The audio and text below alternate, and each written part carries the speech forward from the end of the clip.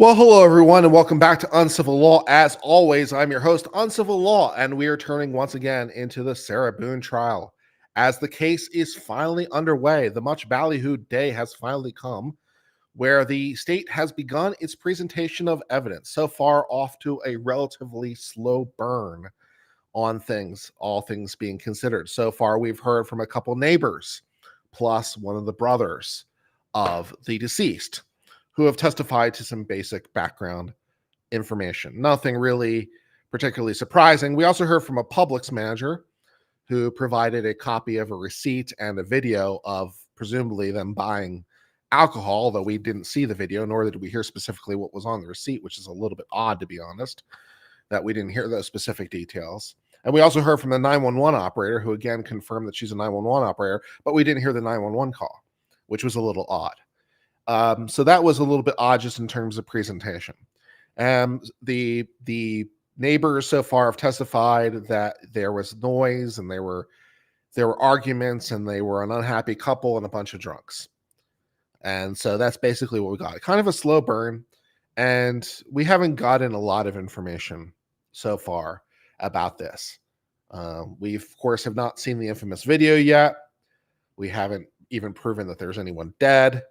So, it's kind of an interesting, kind of slowish burn so far. Interesting choice about how to go about it.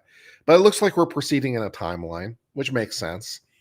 So we're trying to proceed in a timeline. So it seems like we're trying to show, how things began, or at least at some point in time. Things basically we're starting at time zero, and at time zero things are rocky. We're having some difficulty in our relationship. We're drinking a lot. We're arguing a lot. We're having, Sarah Boone doesn't necessarily want to go into her house, presumably because of conflict. And things are not all is right. And things are a little bit difficult in some sense. So that's what's going on. And, okay. So the state is just kind of getting started. During the opening arguments, we weren't really able to hear them because they were away from the microphone. From what we could tell, the state's opening argument was mostly fine, but they kind of went on too long. It's that last like 20% or last 25% didn't really need to happen. And also there were kind of like a couple false endings where you thought it was going to end and it just didn't. And then the defense's opening was like, keep an open mind. Keep your open mind, and there's two sides to any story. Not really telling us what the story was, and basically the defense all but proved the murder during their own opening argument, which is, not really great. So, okay, fine. That's what's happening. So we'll see how it proceeds in terms of what we're going to get, in terms of more background or whatever. Castrol says in chat, I think they're going to want to drop the video at the end of the day. I think that makes sense. That certainly makes sense. Give it something that will resonate in their mind, something that will stick with them. So you sort of end the day with the video. That's a very logical thing to think, so that you leave it, you leave it in their mind. Preferably like you don't even end your questioning. You just play the video and you keep on direct, so that the defense doesn't even have a chance to give cross today. I think that's very right. So I think that's right. Yeah. They want the jury to go home with the video in their heads. I think that's very, very logical. So I think that's very, very logical. Yes. So we'll see how it's proceeding in terms of how they want to present the evidence. So we'll see. Case closed at the video. The video certainly does not help. No, the video does not help. We've heard the video talked about. The defense was able to successfully prevent the prosecutor from using any of the video or photos in the opening, and vice versa, incidentally, because I think the defense actually suggested using the video in the opening. I think the defense suggested using the video. I think the prosecutor wanted to use pictures and some excerpts of jury instructions. I think the defense actually wanted to use the video, but the judge kind of could have put a kibosh on it all. It's like because he started excluding stuff, and it's like, well, I'm just going to exclude it all. And the audio is still a problem. The audio is still a problem. Okay.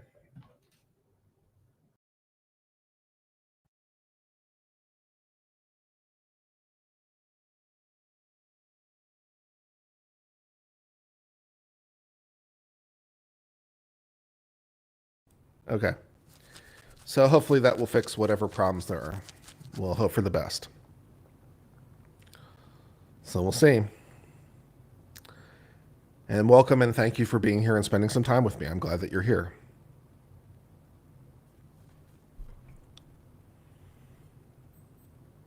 It is coming. It is now 1:00. The court is back.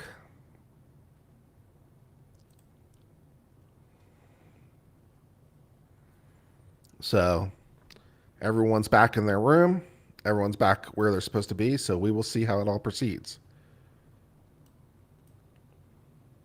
How old is my PC? Not that old. I built it myself. I don't know. 3 years ago or something. It's not that old. Maybe less. I'd have to double check. I recently I mean, yeah, it depends how you're measuring such things, to be honest. But it's not that old. I don't think the PC being old is the problem. Yeah, I don't think that's the problem.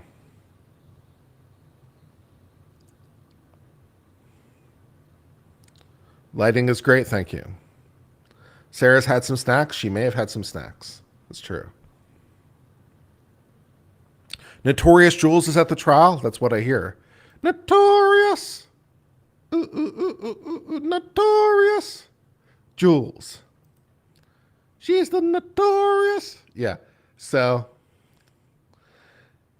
good times. I know it is, in fact, a big box. It is, in fact, a big box. I'm guessing it might be the suitcase.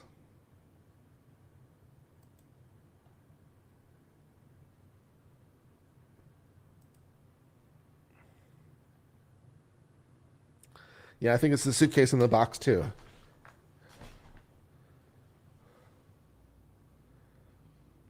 Measuring it from when you got it until today, well, it's not that simple because I've replaced parts in it. I upgraded the video card and I've changed things about the PC.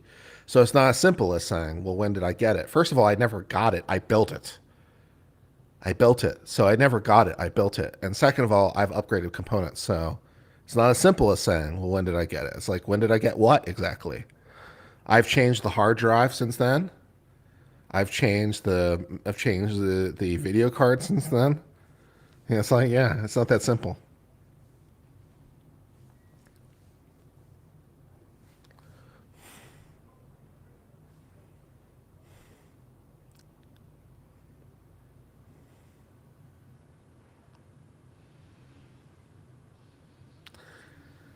I mean, I can tell you what's in the PC if that will help you at all. Give me a second.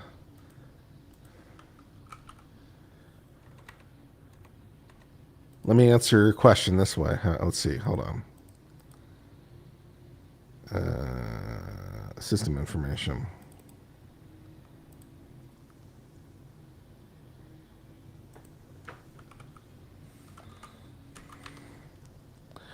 Okay. So the processor is an AMD Ryzen 9 3900X 12-core processor. It is on a Mag X 570S Tomahawk Max Wi-Fi motherboard. It's got 64 gigs of physical RAM.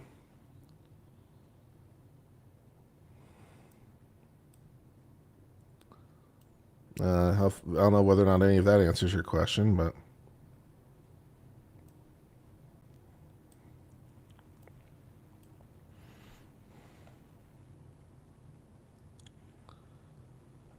the BIOS date is 2021. So there you go about that.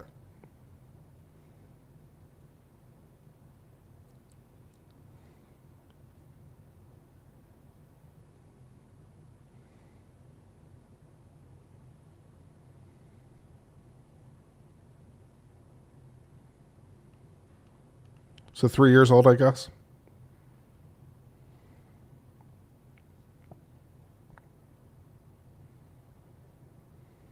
Does it run Doom? It does run Doom.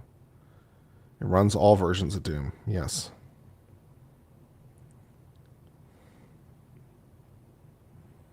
Running Windows 10 Home.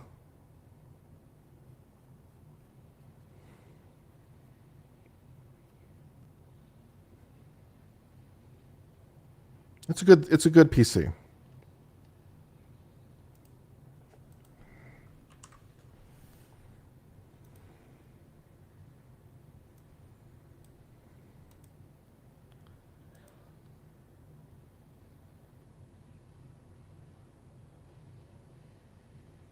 Memory's running at 2667 megahertz.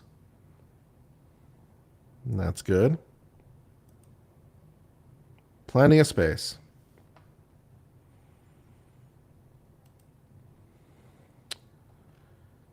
It's got a 1 terabyte Samsung SSD 980 Pro M.2 drive as its main drive.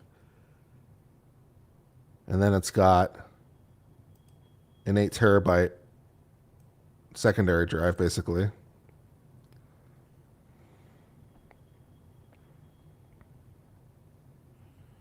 So it's in pretty good. It's in pretty good condition.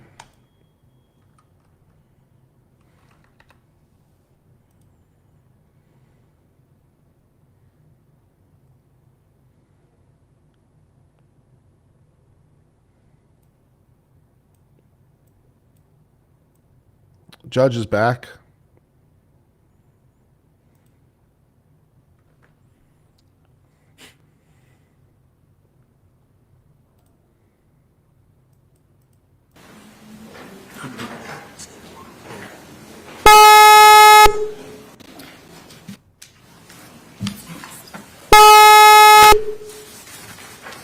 I'm awake.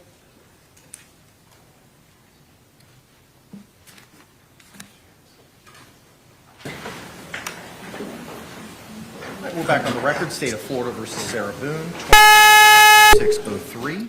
Can I get appearances for counsel for the record, starting with counsel for the state?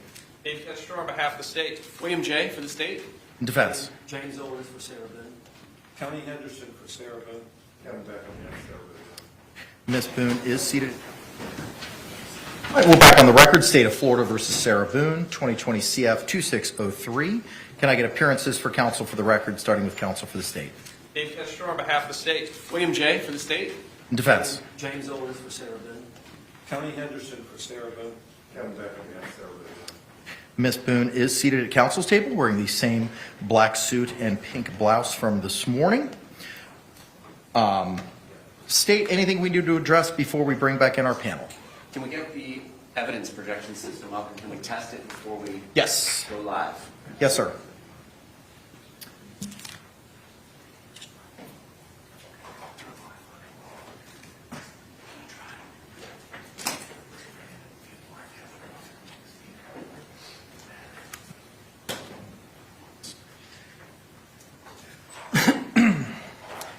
If you want to test it out, Mr. J.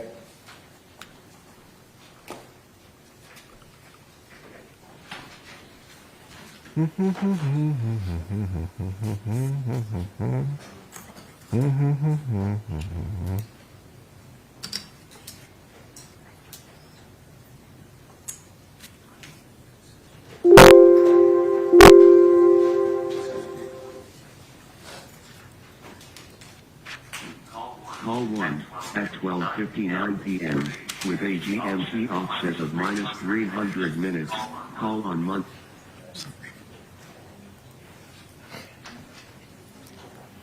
Court audio, man. Court audio. What can you do?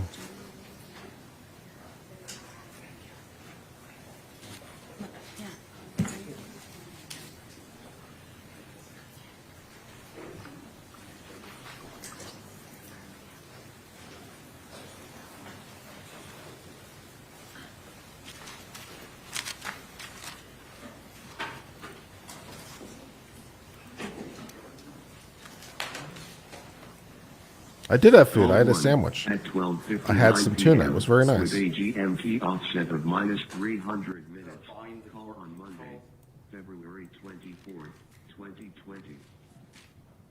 911, what is the location of your emergency? That is the best I can do, sir.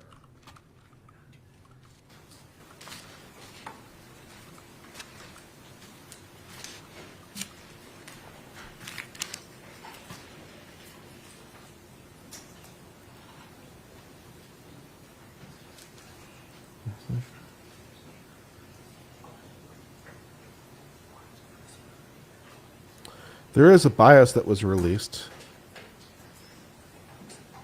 I could update the BIOS, which might not be the worst idea.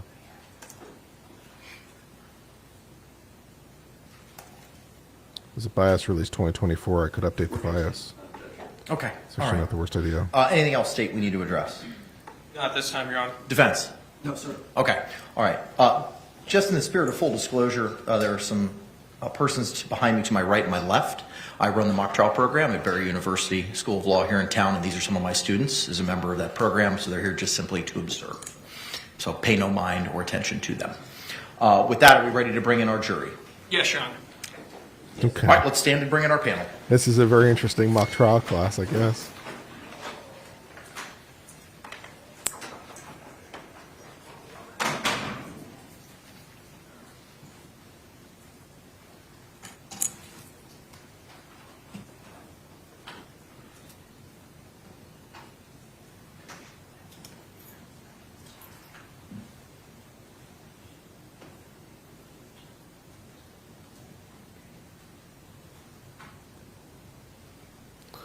So they're mock trial students just sitting up there. Okay. Mock trial field trip. Very, very strange. Very strange.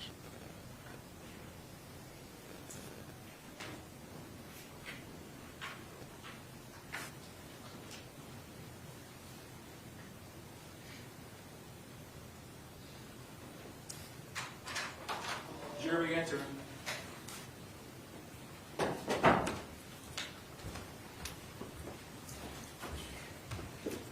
A trial worthy of mockery is this one? Yeah, that's very good. I like that. Very good. 10 out of 10 approved. Good joke. Funny joke.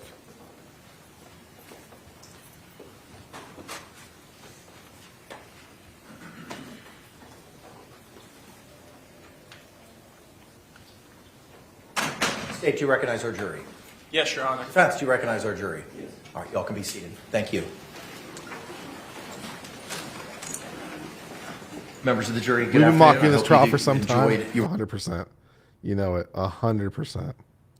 We've been mocking this jury for some time. You know it. break. Record reflect all jurors' hands have been raised. With that, the state is going to continue with their evidence presentation this afternoon. State, you may call your next witness. State will call Brian Boone.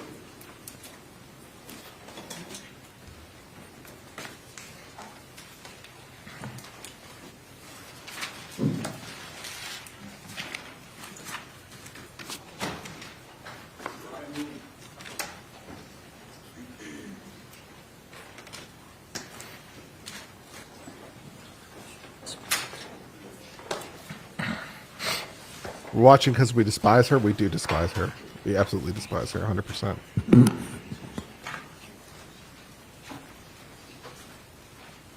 Boone, raise your right hand and be sworn, please. You swear or affirm that the testimony you give shall be the truth, the whole truth, and nothing but the truth, so help you God. Yes. Sir, good afternoon. You could be seated. After seated, if you could please state and spell your name for the record for us. Brian Boone, B-R-I-A-N-B-O-O-N-E. Thank you, sir. You may inquire. Good afternoon. You forgot how to spell his name? How it is that you know the defendant? I dated her for quite a while, and then we eventually got married. When you say you dated her for quite a while, how long are we talking? I met her in the late 90s, and I believe it was around 2005 when we got married. You're not sure when you got married? Result of your marriage with the defendant. Yes, He's going to we pay have for one that son. later. Ha ha ha. Right. And I can't remember his anniversary. He is currently getting ready to turn 14. Did your marriage? He forgot how to spell his own name, though. He No, did it forget did how to not. spell his own name. B-R-I. And approximately He forgot how to spell was his it name, that you, so separated, it's fine. began proceedings for divorce? Probably 2017, I'm thinking maybe. And at that time, when was your divorce actually finalized? Maybe it was 2016. I think the divorce was 2017. I believe. Not sure about that one either. And after your divorce, Let me tell you, was your it was March the 3rd, uh, 2017, exactly 2:53 p.m. when the judge signed the order. She I'll never was forget supposed it. to It have was a him on glorious Mondays and moment in my life. Tuesdays. I would have him Wednesday, Thursdays, and then we'd alternate Friday through Sundays every other week. So 1 week you would have 5 days with your son, and another week she would have 5 days with him. Correct. And was this still the same custody arrangement in February of 2020? Yes. And in February of 2020, did you have, do you recall the events that occurred, I guess, first on the late evening of February 23rd, 2020? On that evening, Yes. well, apparently Sarah called me at one point during the night. Do you recall about what time she called you? I think it was 11 something. When you answered the phone, how did Sarah sound on the phone? She sounded like she had been drinking and was pretty drunk. Were you able to understand what the defendant was saying? Somewhat, but she woke me up. I had work the next day. I was asleep when she called. She's done this before, calling me late at night, and generally I kind of just try to ignore it, so I wasn't really paying attention. That sounds about right. Who was she living with at the time? Jorge Torres? When she called you late that evening, could you hear George in the background at all? Not that I remember, no. Did you pay much attention to this phone call? No. Now, the following morning, on February 24th, 2020, did you begin to call the defendant? Yes, I did. And approximately what time did you begin to call the defendant? I think it was like 11 o'clock or something. And why was it that you were calling her?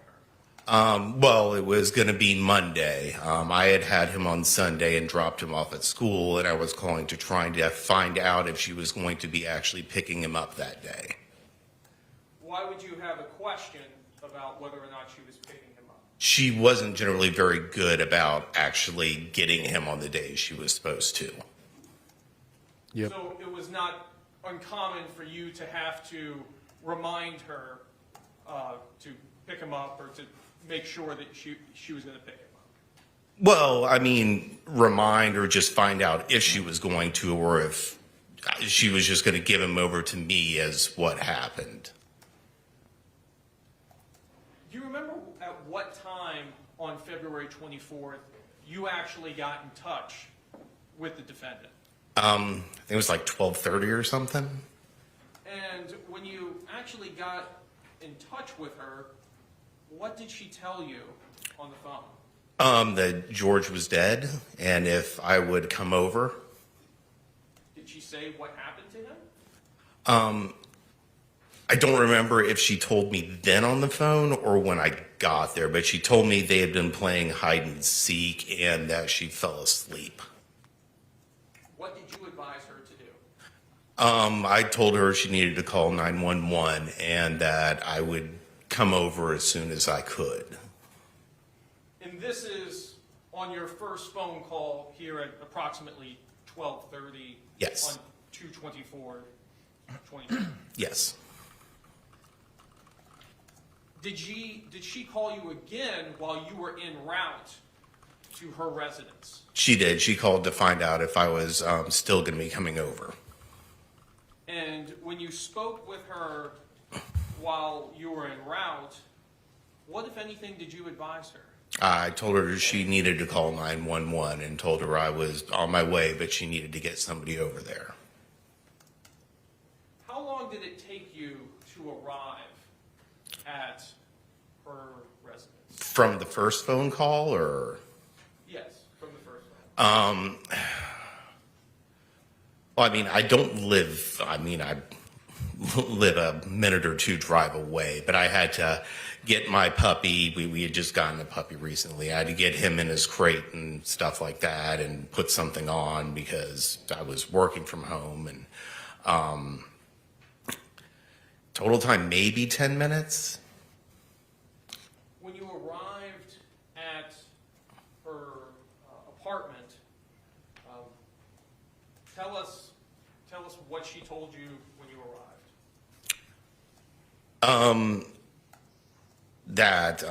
George was dead, and I don't remember if she told me now or before that they had been playing hide and seek and she fell asleep, but I at that time told her again she needed to get 911 called to get somebody over there. Had she called 911 at this point? No, she had not. So you've advised her now 3 times to call 911. Yes. Did you go inside of her apartment? I walked in the front door into the little tiled area, like entranceway thing. What, if anything, did you observe when you... What, if anything? To that Looking into the living room, I could see like the end of his feet and maybe a little bit of some legs that were kind of coming out around the backside of the kitchen area. Did you continue to go into the apartment? No. Where did you go? Sarah told me she was going to call 911 and go outside and have a cigarette and a drink and asked me to come out there with her. And I told her that I didn't really feel comfortable being inside. And I went out front and got in my car and waited for people to show up. Did you witness the defendant call 911? I think I was in there when she dialed it and first got somebody on the phone, but I wasn't there for the whole conversation. No, I was outside. Did you stay there at the scene while police arrived? Yes, I was there. I was part of it. I knew I'd have to talk to somebody, so. Did you talk with law enforcement? I did. Your Honor, I have no further questions at this time. Thank you. Any cross-examination? Judge, we want to reserve our questions for when we call him in our case. Okay. All right, sir. You're subject to recall. Okay. Thank you. Thank you. Okay, I mean, yeah, so they're reserving the right to cross by calling him in their own case in chief. Okay. So you think this guy's going to be a star witness for you? Okay. All right. Just as long as he remains under subpoena. My understanding is subject to recall. So somebody will contact me about that? Yes, sir. All right. Thank you. Thank you, sir.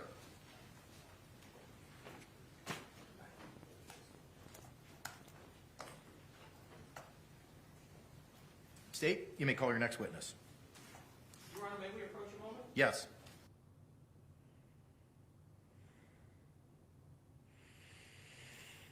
Thank you all for joining me, spending a little bit of time with your friend Uncivil. I love you. I'm glad you love me. Only the best, most exciting, and sarcastic testimony and commentary here at Uncivil Law. I'm glad to spend some time with you. Tell your friends. Tell your friends they're missing out on the uncivil glory. Yeah.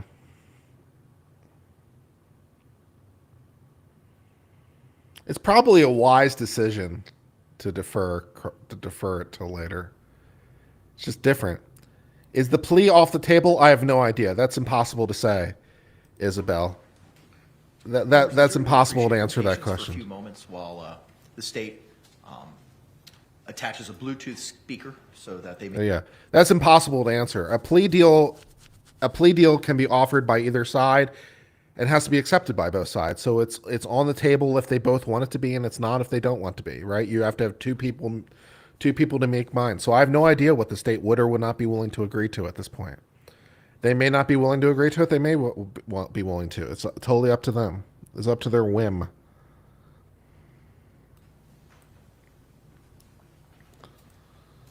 Thank you very much for the $2. Sarah taking notes like the lead partner she is. You better believe it, 100%. 2020.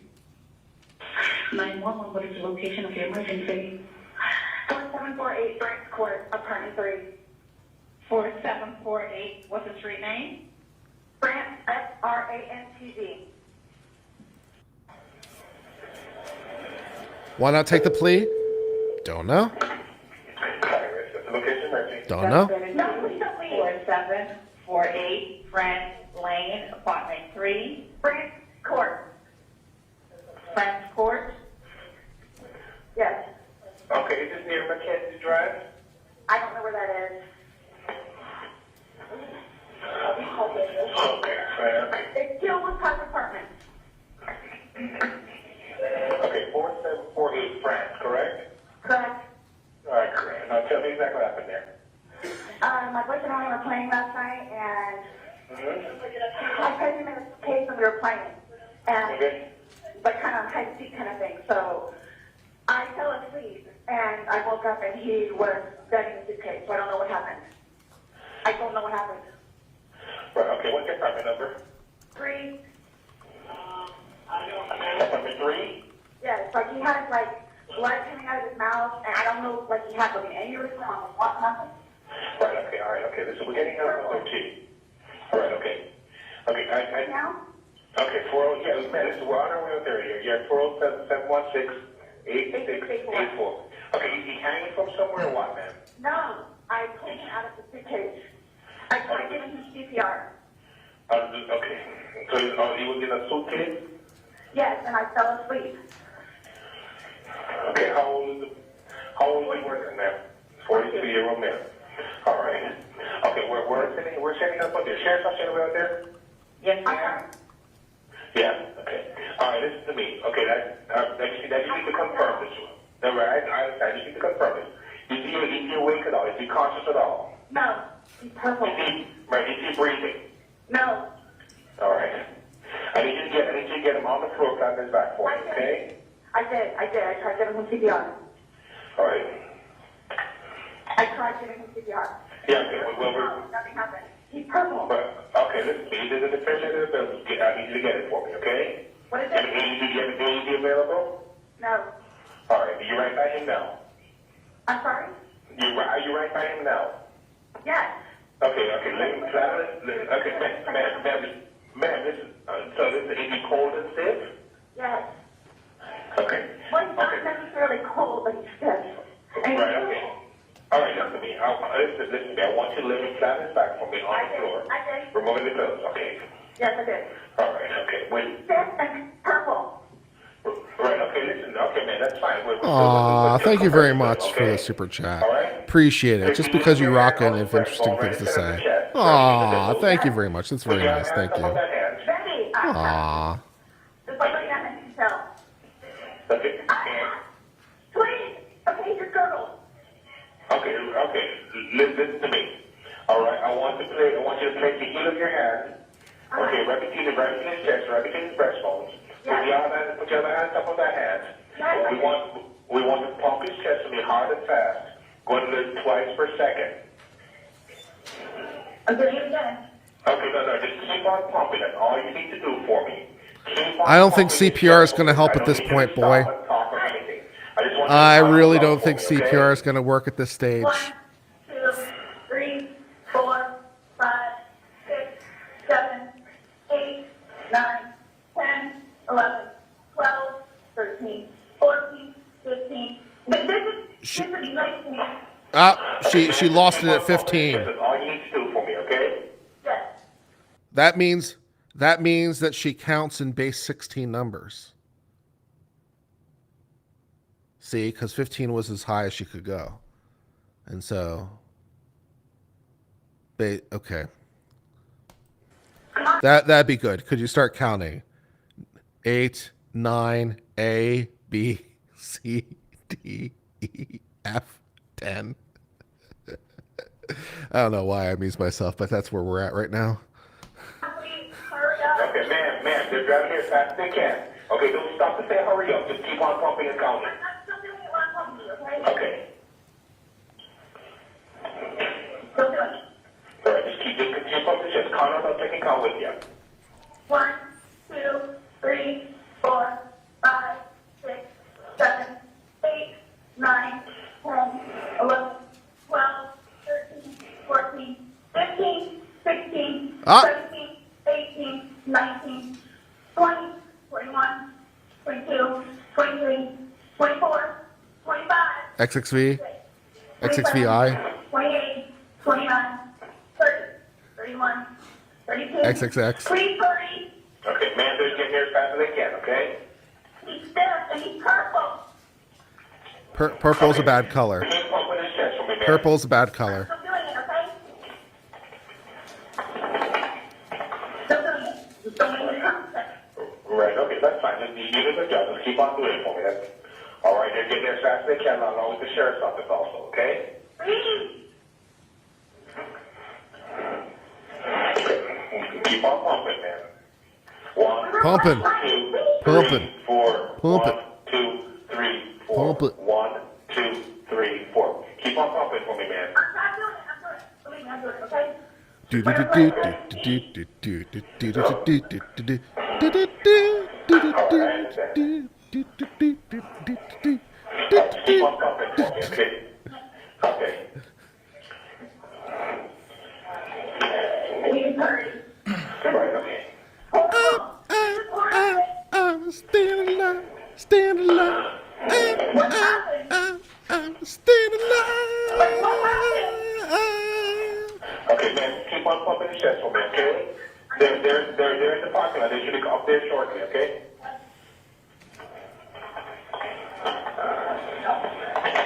I'm still doing it, okay? Right, okay, good. And you found them in a suitcase, you said? Yes. We were playing hide and seek last night. I fell asleep. I think they're here. Right, just keep on pumping the chest until they push over, okay? I am. Okay.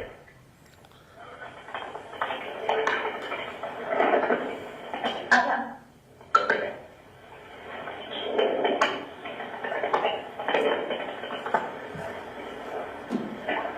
I am. Okay. Open. Come in. There's nothing out. Let that take over for you, okay? When was the last time anybody saw him?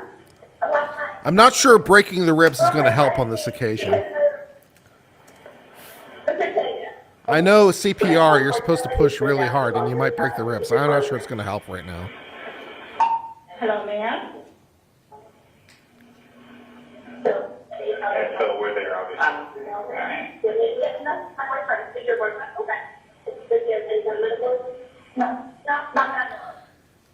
Thank you for the €2. The only medical help she wanted was Dr. Pepper.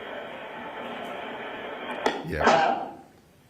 Dr. Pepper has 23 Hey, man. flavors to help with the medical Yeah, so we'll needs. see you there. All right. Oh, ma'am, is still there? Hello? Contact 407-716-8684, reference to mobile. 1308. If Dr. Pepper won't start that heart, nothing will, man. All AEDs to be replaced by Dr. Pepper.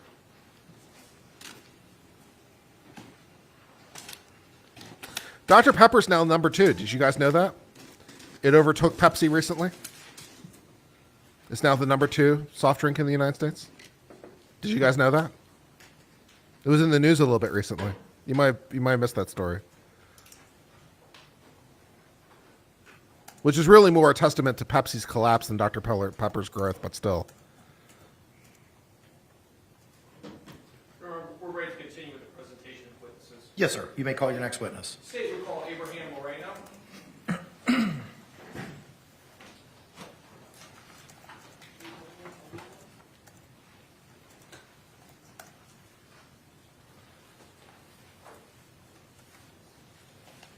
Dr. Pepper is very popular in Texas, in particular. So, yeah. Oh my God! Look at this rat tail! Holy shit!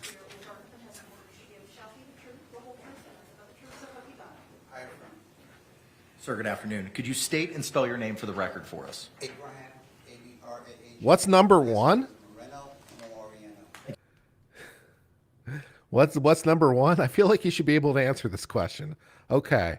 If Pepsi is now number 3 and Dr. Pepper is now number 2, what must be number 1? I'll give you a clue. It's been number 1 forever. Take a guess. Thank you, sir. You may be seated. Mr. Castro, you may inquire. Good afternoon, sir. Good afternoon. Tell us, what do you do for a living? I'm a maintenance supervisor for apartment complexes. Is that what your position was back in February of 2020? Yes, it was. And what apartment complex? Tealwood Park Apartments. And how long did you work for Tealwood Park Apartments? About 2 years. And tell us, what were some of your duties in your position there with Tealwood Park? I hate you all. Daily, I cleaned the grounds, walked the property, answered maintenance calls, did emergencies, dealt with vendors. Did you become familiar with the residents there at the apartment complex? Yes. Did you have occasion to meet the defendant in this case and also a Jorge Torres? Yes. Let me turn your attention to February 24th of 2020. Do you recall that date? Yes. And on that date, did you have occasion to come in contact with the defendant in this case? Yes, I did. And tell us, what was the circumstances in which you came into contact with her on February 24th? This guy has a T-shirt and a rat Called tail. by the manager. I mean, there are some choices that are being made in this courtroom right now. I believe she was. And I'm not sure I like any of outside them. at that time. And Do you when think she someone was told him to put on sitting his Sunday outside best and he's of like, this is it? her unit, what, if anything, did you observe about her and about the unit? The police was there, her ex-husband was present, she was sitting outside, and that's when she decided she wanted to talk to me and the managers. And what did she tell you? That she's confused, she's not exactly sure what happened. She pointed out that she recalls that they were playing a game of hide and seek. There was an instance where you were going to teach him a lesson, and then she just doesn't recall anything else until the next morning. Did she say she fell asleep? Yes, she did. Did she say things got out of hand? I don't really recall that part, but I do recall her stating that they were playing their game and that George went into a suitcase, and I didn't ask any questions. I just let her talk for herself. How long was this conversation? For about 4 or 5 minutes. Your Honor, I have no further questions at this time. Any cross-examination? Yes, sir. You know what I do appreciate by the state, and I will take a note of this. You know, I'm not necessarily sure that I would call these witnesses or not, but what I really do like by the state is they know exactly what they want to ask, and they ask those questions, and then they stop asking questions. It's like, all I have for you is 4 questions, or all I have for you is 5 questions. I asked my 5 questions. I'm done now. And I really appreciate that. I really appreciate, it's like, this is all I need from you. Thank you for showing up. Please go away now. This is great. This is a fantastic. Don't let the witness overstay their. Don't overstay the witness's welcome. Just get what you need. Get in. Get out. Move on. So that alone endears me to the state, because it's just. It's the best. I'm not even being sarcastic. I'm 100% serious, by the way, just in case you think I'm being sarcastic. I'm not being sarcastic. I think it's awesome. Too many lawyers just want to, they're just there and they want to milk it, and they're asking too many questions, and we long since passed the need of caring. And I'm like, this is the greatest direct testimony I've ever heard.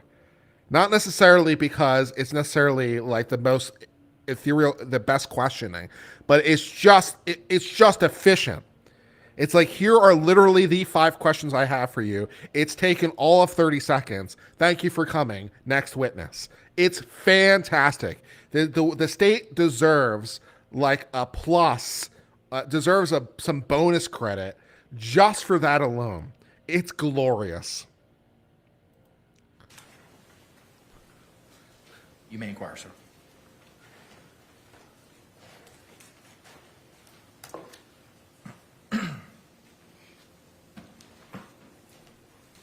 Good afternoon, sir. Good afternoon.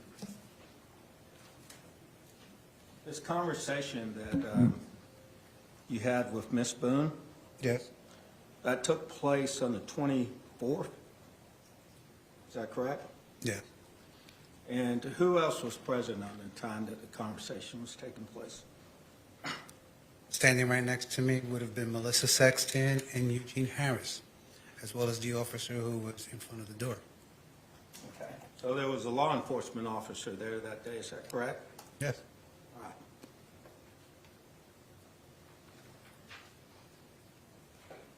Now, on the 24th is when you said that Miss Boone made this statement to you. Is that correct? Yes. They were playing hide and seek? Yes. And what else did she say happened? She had told me that they were playing hide and seek, they had drank, she was trying to teach him a lesson, and that was that. She went upstairs, she went to sleep, she woke up, she doesn't know what happened. Okay. So that was on the 24th. Yes. All right, on the 26th, were you not interviewed by law enforcement? Yes. Okay. So I may have my days wrong, but it all happened on the same day.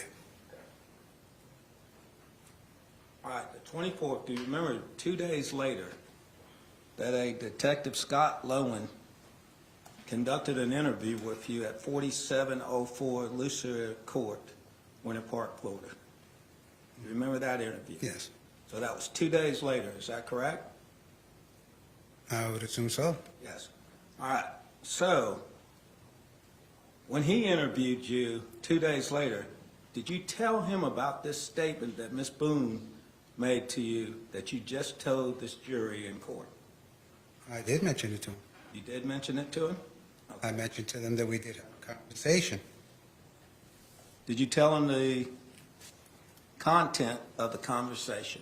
I may not have told him the whole content, but I did tell him we had a conversation. All right, well, what did you tell him, what content did you tell him on the 26th? That they were playing hide and seek, that she was confused, she doesn't know what happened. I do believe I did mention to him the fact that she had said that she was trying to teach him a lesson. Not that. This is not going to end the way you want it to. This is not going to end the way you want it to. What are you going to do? Try to refresh his memory with the police statement? What are you going to do? You're going to try to do what they did in Sarah Boone, in what's her name? You're going to try to do the same thing they did in Karen Reed with Lally, or not the Lally, with the tow truck driver, right? This is where you're going to go. And I'm like, you can't do this. This is exactly what Lally tried to do with the tow truck driver in Karen Reed. It's like, did you make these statements to the police? I sure did. Can I show you this police statements? You sure can. Does it refresh your memory? No, it does not. It's like, what the fuck? It's like, you can't impeach him using the police report. He didn't write it. You can't. That's what you're trying to do. You're trying to impeach him using the police report. He didn't write it. So this isn't going to end the way you want to. It's like, okay, this is what I thought. This is what I remember telling him about. Is it in the police report? I don't know. Maybe it is. Maybe it's not. Probably not. It's probably not in the police report. Otherwise, these questions make absolutely no sense. It's probably not in the police report. But like, okay, so the police didn't put it in their report. And therefore, what exactly? You can't impeach him on something he didn't write. Anything was done with malice. I didn't state that at all. So it's your recollection now today that on the 26th, you told Officer Lowen. You're going to try to impeach him on the police report. This is where this is going, right? Yeah. All right. Sir.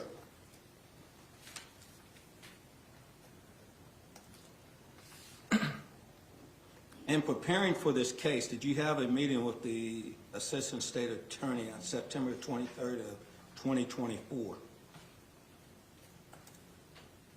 Did I have a meeting? Yes. A brief chit chat over the phone. A brief chit chat, it was over the phone? Yes, sir. All right. At that point in time over the phone, did you tell him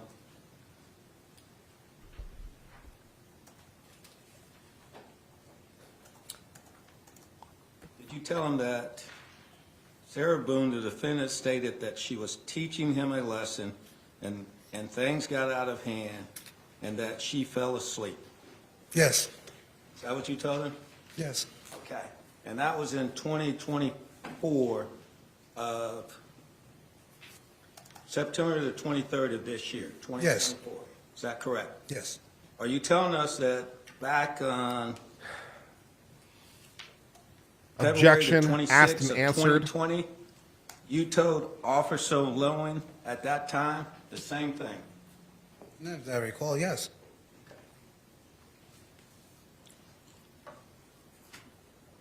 What are you doing?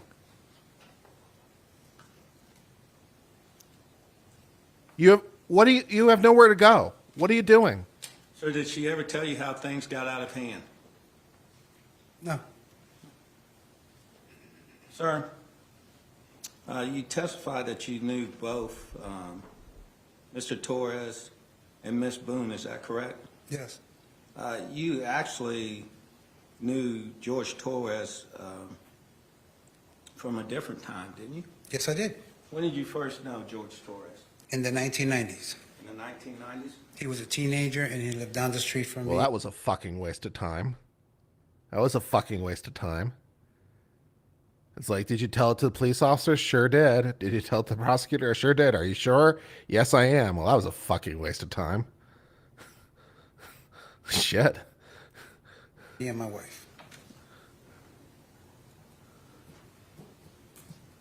So you had had a previous relationship with Mr. Torres? No, not at all.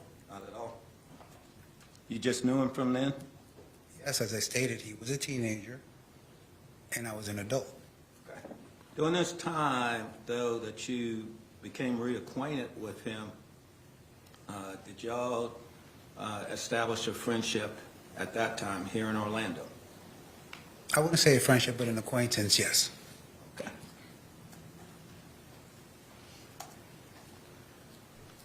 Oh my God. He might have been friendly with the neighbor. Holy shit. He might have been friendly with the neighbor.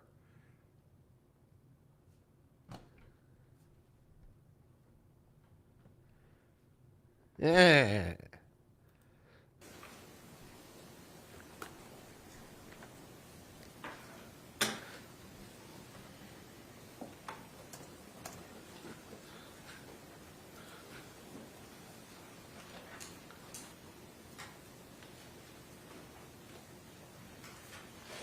Sir, on Monday, February the 24th. I mean, I'm reasonably friendly with my landlord. I see her on a frequent basis because I sometimes use the gym in the apartment rather than going out to the commercial gym. So I sometimes use it, and sometimes I see my landlord like basically once a week, and I basically say, "Hey, how are you doing? How's things going today? How are you doing? How's business?" You know, we have a little chit chat. Yeah, we're relatively friendly with each other. Holy shit! Wow, man, I'm reasonably friendly with my landlord. Well, that's a big fucking revelation. That's nice news. Who the fuck cares? Damn. That would have been the day that you were with Miss Sexton and Gene Harris Yes, out in front of the apartment. correct. Did you talk to law enforcement that day? No, You did not talk to them that day? I don't recall talking to him that day, no. Okay. Thank you, sir. I don't have any. That was a If I can fucking waste of defer, time. You just basically just tried to, you basically tried to cast shade with your questions. Didn't you have a conversation with them? No. Isn't it true that you knew the neighbor? You're friendly with them? You're just trying to like shade with the questions, make him look like the bad guy. What the fuck, dude? Thank you, sir. I don't have any further questions. Any redirect examination? Just brief. All right, thank you. Back in the 90s, when you had previously known George Torres in this case, where were you living at that time? I lived across the street. I lived on one block, he lived the next block over down in the middle. In what city? Philadelphia, Pennsylvania. And when did you move from Philadelphia, Pennsylvania? 2018, I believe. So in the intervening years, from your move from Philadelphia to coming to work at Tealwood Park, did you have any contact with George Torres? No, as a matter of fact, I moved from that particular block in 2005, so I don't meet Judge again until I work at Tealwood's. When did you start working at Tealwood's? 2018, 2019, roughly there. No further questions. Can this witness be released? No, Your Honor, just subject to recall. All right, sir. You'll be released subject to recall. Thank you. Thank you, Your Honor.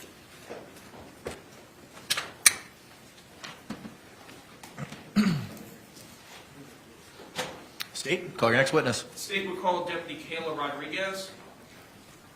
Well, that cross-examination was pointless. Cross-examination was so pointless. Let me just try to insinuate that you're a liar with the tone of my questions. Because I can't impeach you, which I'm surprised he didn't try, because, you know, Lally did. But I'm surprised he didn't try to impeach him with the police report. Where does it say it in the police report? It doesn't. Okay. Yeah. All right. Fine. Yeah. Okay. What a waste of time. What a waste of time.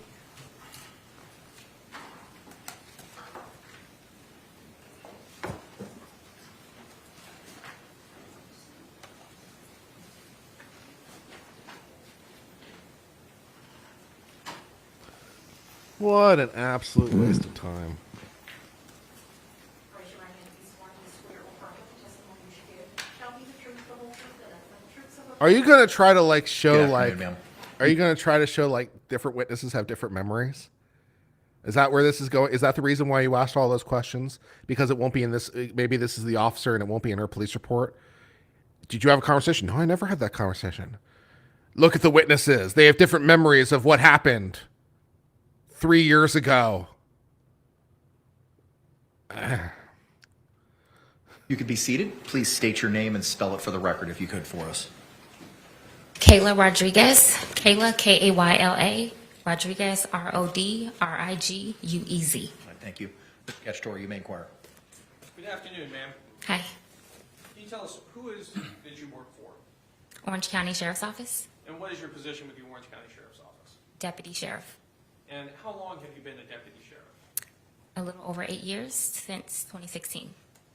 And tell us, what are your duties as a deputy sheriff? As a deputy, I respond to calls for service, anything from a over with call, like a car being keyed the day prior, or a 911 emergency. And what type of training do you need to be a deputy sheriff? So for me, I obtained my bachelor's degree from UCF in criminal justice in 2014. After that, in 2016, I was hired by the sheriff's office. Right after being hired, I went straight into the academy. The academy is 5 months of training. We go over everything from case law, scenarios, defensive tactics, physical training. After that, I do 2 more months with the sheriff's office where we go specifically into policy related to Orange County specifically. After that, I do 3 months on the road with a trainer where we are evaluated periodically through that process. You have a partner, you respond to calls for service during that time, and you slowly learn how to handle calls by yourself. Do you also undergo continuing training as a condition of your employment? Yes. Tell us, were you working on February 24th, 2020? Yes. And tell us, what area of the county were you working in? Orange County, unincorporated Orange County. And did you receive a call in regards to this case? Yes. And what was that call? What information did you have at the time you received the call? So the dispatcher informed me that a woman called 911. She was actively performing CPR and that her boyfriend was in a suitcase. And did you respond out to the scene? Yes.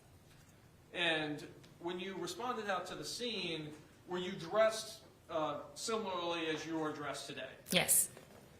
And just for the record, you have, it looks like a standard green uniform on with a tool belt, your firearm, and also radio, body-worn camera, badge.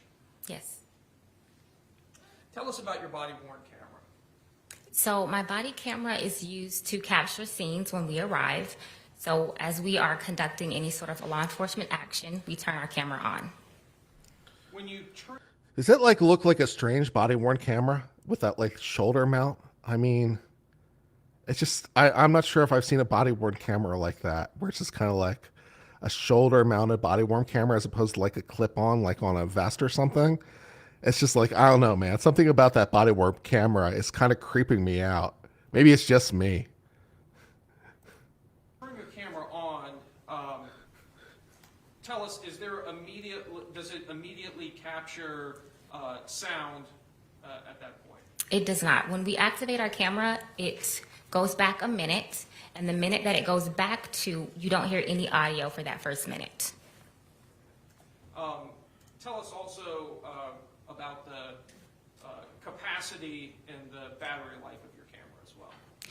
So the battery will last us an entire shift typically if it's in a buffering mode. So if we're not recording, it will last the entire shift.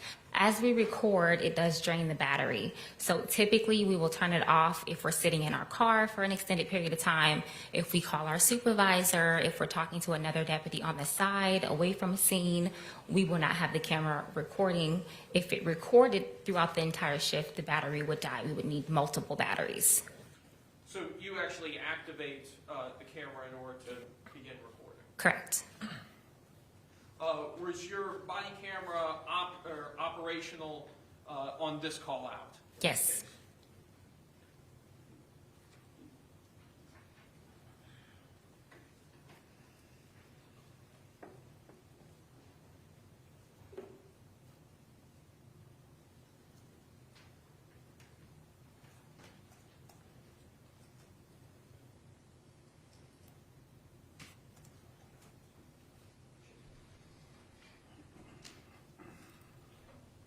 Witness I and G been marked for identification as states I.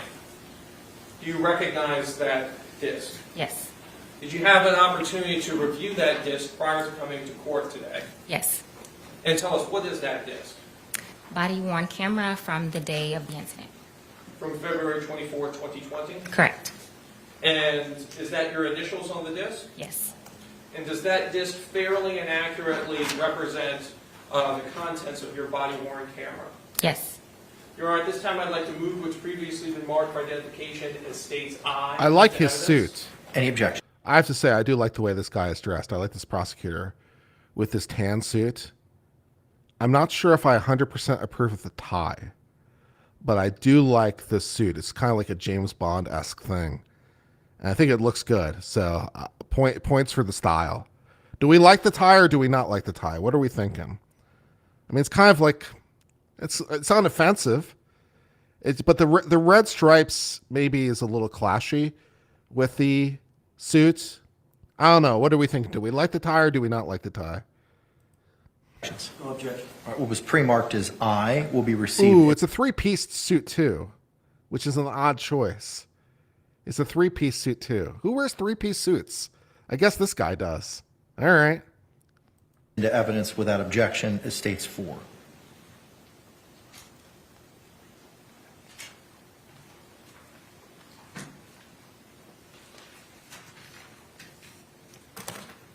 Ma'am, next I'm showing you has been marked for identification as states H. Can you take a look at that disc? Tell us, what is that disc? Body-worn camera from the day of the incident. From February 24th, 2020? Yes. And did you have an opportunity to review that disc prior to coming to court today? Yes. And is that your initials on the disc? Yes. And does that disc fairly and accurately represent the contents of that portion of your body-worn camera from that day? Yes. Your Honor, at this time I'd like to move what's been marked for identification as states H into evidence. No objection to any of those coming in. What was pre-marked as states H will be received without objection as states 5.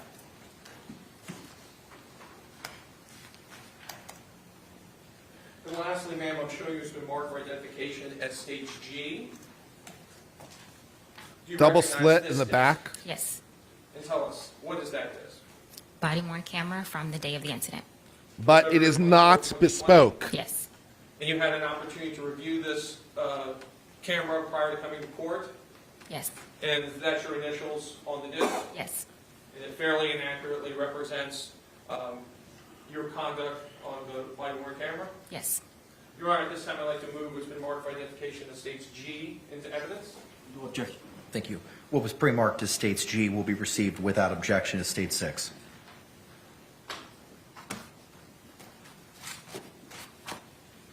He looks pretty sharp. Yeah.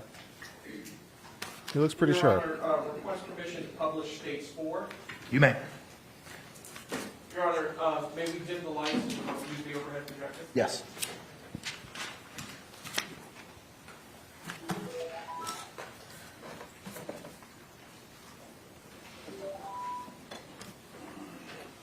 All right, guys, we're going to have some video time.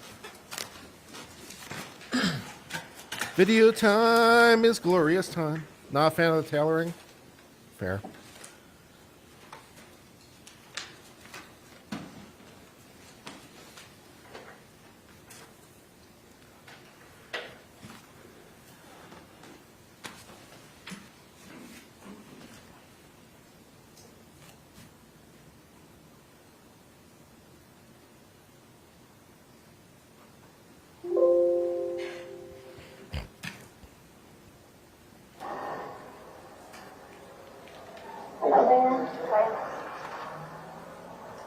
You live here?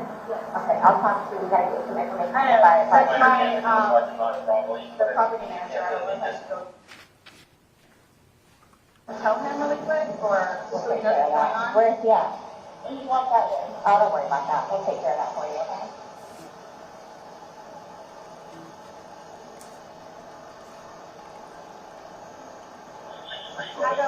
I had a cigarette, though. I'm gonna go in, okay, wait 1 second, okay? I really need something to drink. Okay, well, I got my dog parked on the counter. Okay, we'll take care of you 1 second.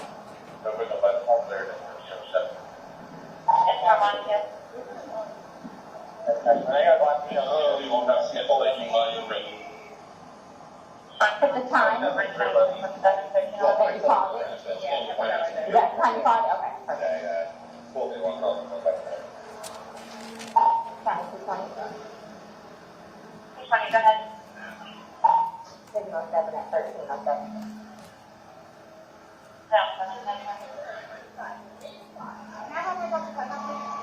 Can't go back inside.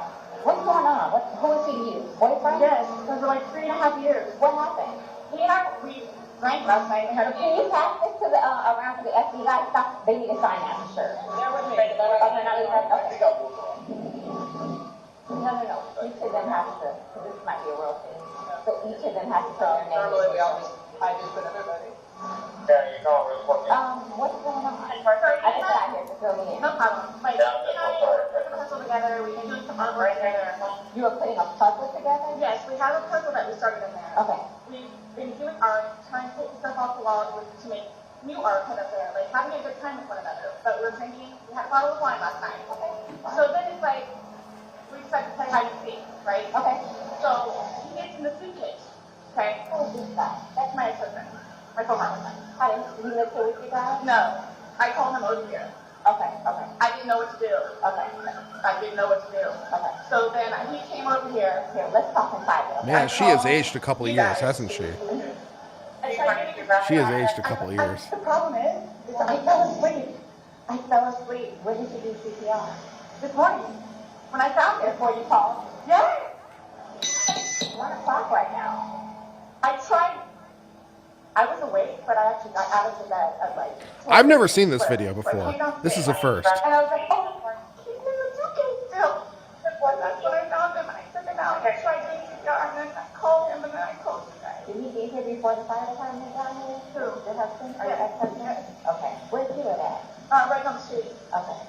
So you were playing and who did come up there? I did, but then I fell asleep. Okay, stop. You're okay. I wasn't here. I'm just trying to figure out what happened. I fell asleep. I don't know if he's suffocated or like had an aneurysm or a heart attack or what. What kind of medical conditions did he have? None that I know of. Nothing that you know of. None that I know of. No. All we had was a bottle of wine. Literally, just a bottle of wine. Okay. Doing puzzles, artwork. Then we decided to play hide and seek. That's all that happened. Okay. But I don't want it there. I don't know what happened. So how long were you doing CPR on him prior to calling 911? You tried that all morning? Yes. Okay. And then I called him while I was doing CPR. Did you start probably giving me a rough ballpark? Here, let me fill this at the end, okay? Please, may I have my Dr. Pepper? I am so cut now. Okay. Ma'am, and you can't talk to him until we get done with paper, okay? Just don't leave, okay, Brian? Thank you, ma'am. Appreciate it. Thank you. I know. Do me a favor. Stand over there by that car. Give me 1 second. There's a dog in there? Yeah. You want to help clear the back bedrooms real quick? Just make sure there's nobody else in here? Is he here by himself? Nope, he was here with a girlfriend, and that's the girlfriend's ex-husband. He's going to see this. They were playing hide and go. This is what she said. She's been doing CPR on him all morning before calling us. Yep. So I'm going to go ahead and start making phone calls. Okay, go ahead. What do I do with this dog? Because I don't want him to mess with you. Here, come here. Oh, perfect. Okay.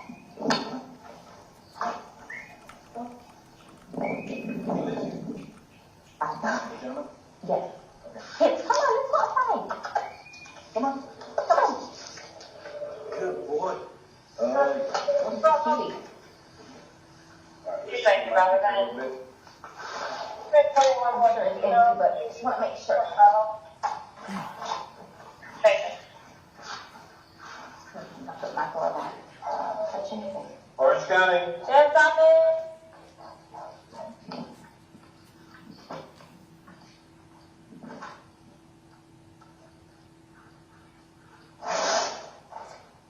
Good over here. Let me check this closet.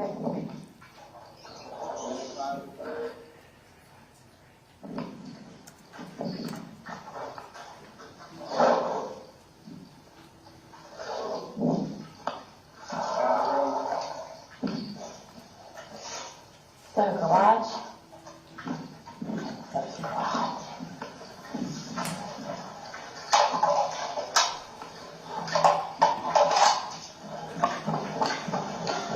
All right, I guess we're gonna have to set up a crime scene now. Oh, yeah. What's that? Sheriff, what, Sheriff, Charlotte, Cook, Sheriff, what, she's like a guy, Just give us a second, okay? somebody else come and call the break, the It's on the counter. I can't move anything from out of the house. Here, I want you to sit down, because I don't want you passing out. This is probably a lot for you to deal with, right? Water. I can get you some water, okay? Just, I want you not on your feet, because I don't want you passing out. I need to find water. Okay, I'll get some for you. No, not pretextual search. That wasn't a pretextual search they just did. They just did a security sweep. There was no pretextual search about it. They just did a security sweep to secure the premises. That's all they did. Perfectly normal routine. Nothing fancy, nothing complicated.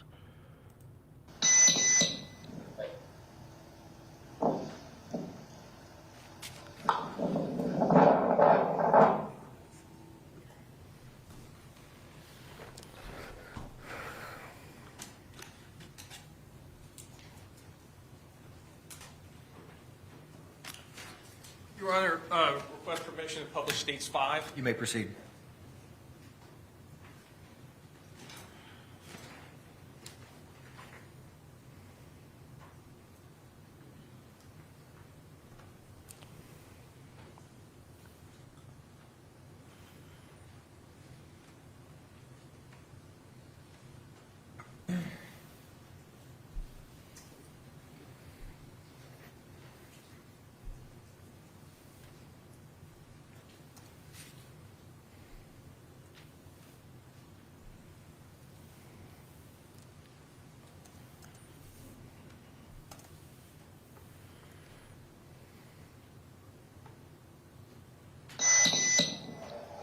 Let's go ahead and start making the call. Ma'am, could you go ahead and give me his last name? Torres? Spell it for me. Torres. And his first name? George, Jorge. Jorge. Jorge.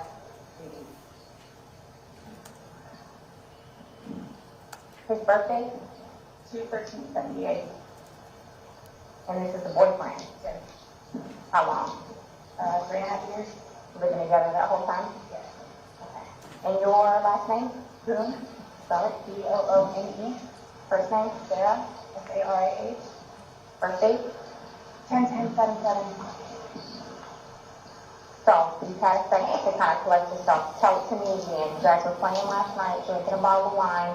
Putting puzzles together, doing artwork. Puzzles, artwork. Okay. Got a bottle of wine, and they decided to play hide and seek. Mm-hmm. So he What time was that? Do you remember?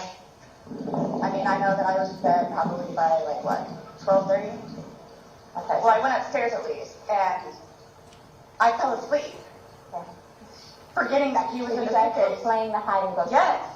And at some point you put him in the suitcase? No, he got in the suitcase. So he thought it'd be funny to be put in the suitcase. So I was like, okay, well, I'm gonna joke with you, and I'll zip you up and make him, squirm a little bit, whatever it is. But then I fell asleep. I fell asleep. Where was the suitcase? Right where it is. Right down there? Yes. You zipped him in there? Yes. Thought it would be funny a little bit? It was. We both were laughing about it. And then I fell asleep Where did you fall asleep at? upstairs. In your bedroom? Yes. Okay. Totally forgetting that he was in the suitcase still. Okay. You forgot he was in the suitcase. Came back It's a very downstairs. forgettable thing. Or this afternoon, yes, when I got up. Ballpark, what time? 12:30-ish. I was awake, but I totally forgot that he was in the suitcase. He can tell you there's a lot of things that I... Very, very forgettable. Job, Yeah, he did tell me. right, all that good stuff. So I just So totally you forgot. began to do CPR on him? Yes. Yes. About And he what gurgled. time this morning He did you gurgled. start doing that CPR? No, it was the afternoon. It was afternoon because I was awake. But then I finally decided to come downstairs at like 12:30-ish, whatever it is. And I was like, I forgot he was in the suitcase. And he wasn't moving. Nothing was happening. So I unzipped it, took him out and started doing CPR on him. He was on his way up here. I called you when he got here. Once he got here, you called us? Yes. Okay. And air was coming out and he was gurgling, but I could tell by looking at him. But you knew how to do CPR, you were doing that on your own? Yes. Okay. And then the person that was on the phone with me also, I counted with him doing And it. he's got no medical, he doesn't take any I medication? don't know. I don't know medical wise. I know he doesn't take any medications whatsoever. The only thing, like I said, I don't know if alcohol had to do with it, but we had a bottle of wine. Okay, all right. Here, I want you to sit back down because I don't want Can I have one more sip of water? Yes, go on. Wait a second. What did she just say? I don't know if he had alcohol, but we had a bottle of wine. Hold on a second. What was that? What was that she just said? No medical, he doesn't take any I medication? don't know. I don't know medical wise. I know he doesn't take any medications whatsoever. The only thing, like I said, I don't know if alcohol had to do with it, but we had a bottle of wine. Okay, all right. Here, Okay. I want you to sit back down I don't want Can I have one more sip of water? Yeah, go, go. Denver, 29, residential, audible, 130, drive. I'll do what I can to get you a cup, because I don't want you to have to keep doing that.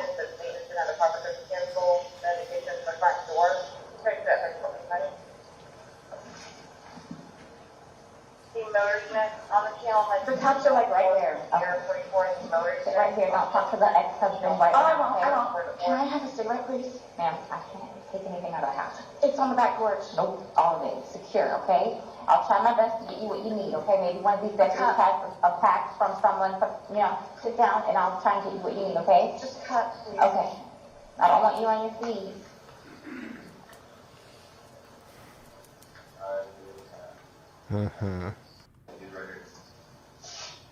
So there's no thanks then?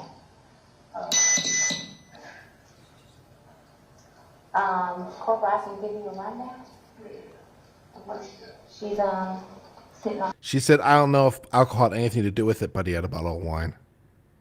Oh, okay. That makes slightly more sense then. All right, fair enough. I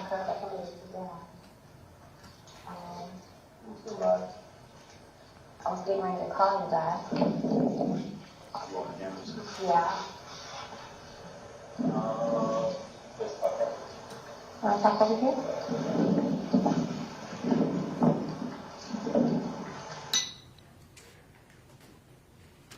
Your Honor, request permission to publish State 6. You may do so. Yeah. Yeah. Sarah Boone reminds me of people I've known. Yeah. Yeah. Hmm.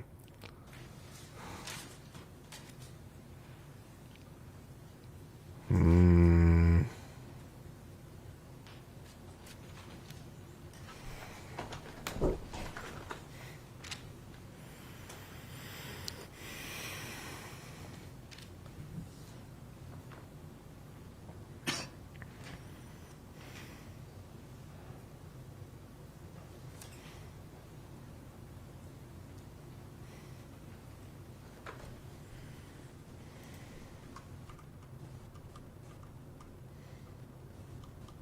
You and go from there, okay? All right. All right, sir. My name is Chelsea. My partner Scott. It's my understanding you reside here. Okay. Is it just you? Okay.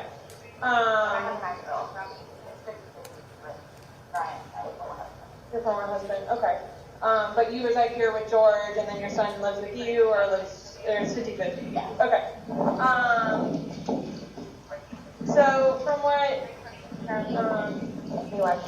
has told me, she explained last night that you guys were drinking a bottle of wine, and around midnight, you decided you guys. Okay. You guys decided to play hide and seek. Well, we were playing hide and seek, and then. Was your son home at the time, or okay? No, with mine. With Brian. Okay. Decided to play. We just did it like that. Like, we were putting puzzles together. We were doing artwork. You can see the puzzle that we finished in there, and then the artwork, and then decided to play hide and seek. The game stupid. Okay. So he decided to get in the suitcase. So I thought it would be funny to, and he was talking about it too, to get them up in there. I go upstairs and fell asleep. So this morning when I got here, when I actually got up out of the bed, I thought for sure he was downstairs on the laptop, really quiet. But then I came upstairs and I'm like, where is he? Like, and that's when I found it. Okay. I don't know what happened. Okay. And then you weren't sure about if you woke up this morning. It was afternoon. I mean, I was or this afternoon, but I just didn't want to come downstairs. So I just laid in bed for a little while. So this is 2 in the afternoon. About where he was. This is 2:40 in the afternoon on the East Coast when this was recorded. Okay. Okay. I called you guys. So I called Brian. Okay. And then as soon as he got here, which is 30 seconds on the road, I called you guys. Okay. The person on the phone had me do the confessions continually, so I can count what's happening. So you guys shut up. Okay. And so as part of our investigation, we obviously have to go inside the house. We have to look at things. Are you okay with us going in the house and looking at things? Okay. Always get consent if you can, man. Always get consent. Do they really need it? Probably not. I mean, there's a dead body there. They have the right to investigate, but always getting consent helps. 100%. Okay. And forensics, so we have to have our forensics crime scene investigators come out. Are you also okay with them coming inside, taking photographs and? Okay. Okay. Yep. Always get consent. I mean, can you get the warrant? Can you do it anyway? Oh, most certainly, yes. But you always get consent. Why not? So, I mean, it doesn't take drugs. I mean, we'll have you take a bottle of wine here and there, but I don't know, like. That would be my next question. So you guys don't normally drink? You just drink once in a while, or? Well, I'm gonna say, like, okay, I guess normal drinking is, like, we will have, like, a glass of wine or two, like, while we're cooking dinner, or church, here, and we'll say, we're getting with him, we'll be from there. But it's not like. Don't talk to the police, people. Don't talk to the police. Like, I don't understand, though, like, for the little bit that we had, like, not having to do it. Like, I don't know if they had a heart attack or a stroke or an aneurysm or what happened to them. I don't know. So were you guys together all day yesterday? Yes. Okay. Here? Yes. Like neither of you left the apartment yesterday? I drove up to the before to get cigarettes. Okay. But I mean, you can walk there. Does he have any history of these things? I know he doesn't now, he just said he doesn't, I don't know. as far as you've ever known him, you've never seen him? No. I mean, he's from Philadelphia, and he grew up in Philadelphia, and then he went to Massachusetts, and then from Massachusetts he came down here. So I don't really know, like, a whole lot of, like, medical history or anything. How long have you guys been together? Almost 4 years, like 3.5 years. You guys been living here the whole time? Yes. You've never been to the doctor or to the hospital during that time? He and his brother got into a really bad argument at one point. He had facial reconstruction, but he has been in the hospital from that. And then I talked him into going to see, like, a regular physician so he could get just like a regular, like, checkup thing. Yeah. But there were no red flags. How long ago was that? The surgery or the doctor? Both. The surgery, I think, was at this point, what, 2 years maybe? 2.5 years. The checkup was probably a good 2 years too. Okay. And the suitcase is still in there? Yep, I'll wait. Is it normally stored down there, or did you guys travel recently? No, he was going to start picking from the donation in there, so that's why it's out? Yes. Okay. You guys didn't recently travel somewhere or anything like that?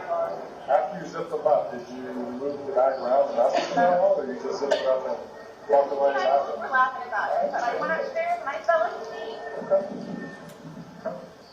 But what position was he in when you went in? Was he sitting on his rear end and his head up, and he just kind of bent over? Okay, so like this is the suitcase. Like this is his head, and then he's right here, and his feet were down. So he was laying on his side? Yes. Yes. You just closed the flap and zipped it around? Yes. Okay. I moved my plane.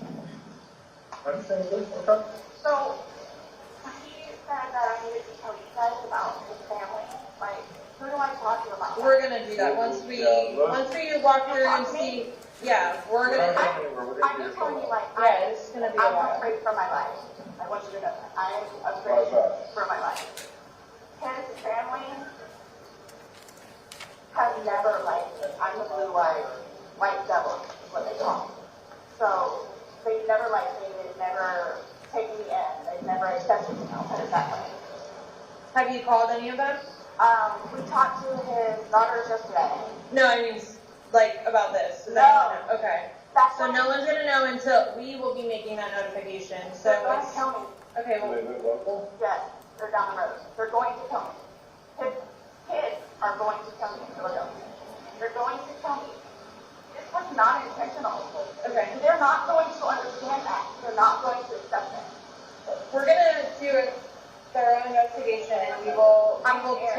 we will definitely make sure that you don't feel scared when we need you, okay? And my 9-year-old. Well, he's at school and he's with your husband. I know, well, Your husband said that, or your ex-husband said he made arrangements for your 9-year-old to be picked up. Oh, okay, Mom. Okay. All right, we're going to go aside if that's okay. Yes, please, but can you guys Of so I know what's going on? Yes, ma'am. All you have to do is get their attention if you have a question you need to talk to us. He's standing right there, she'll be right here. Yeah. Okay, but will you guys tell me, like, so you're telling me, like, you won't call whoever it is without telling me, right? I mean, I have all their phone. We're not calling, we're not making phone calls, we're actually gonna speak to them in person. Yeah. We That'll are. be later on. It'll be You'll know later. prior to us making any I'm calls. not gonna be here. If they're going to kill me. Okay. We'll address all of that, okay, before we leave, okay? This was, Okay? Okay. thank you. Just stay seated, okay, Sarah? I know you're panicking, okay? Just relax. We'll come to talk to you. We'll keep checking on you.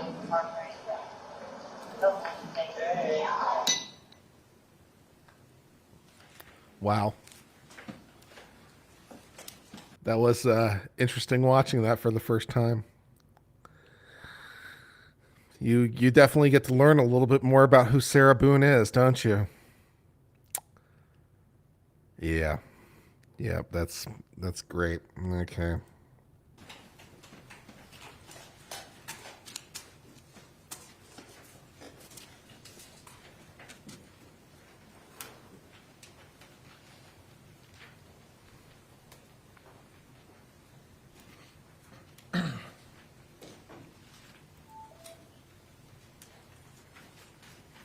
I look forward to watching the interrogation. It should be While you interesting. were at the scene, did you also make contact with Brian Boone?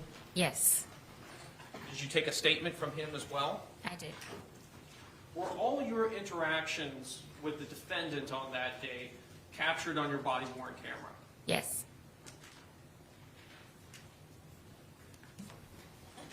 I have no additional questions at this time. Thank you. Any cross-examination? No questions, Judge. Is this witness released? Yes, Your Honor. All right. You're released, not subject to recall, ma'am. Thank you. Ooh, first one. The parties Not subject to recall. All right.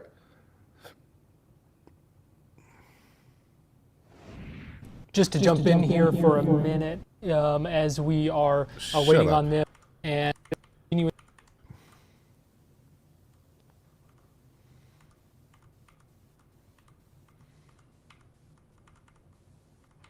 It is where you can think around Interesting places, things, or charge involved, and do not have any discussions amongst yourselves. Oh, are we done for the day? Instructions that I've given you to come back here, and Sounds it like we are is getting ready to- 3:21 at this time. We're going to go ahead and take that afternoon regularly Oh, just an scheduled afternoon break. break.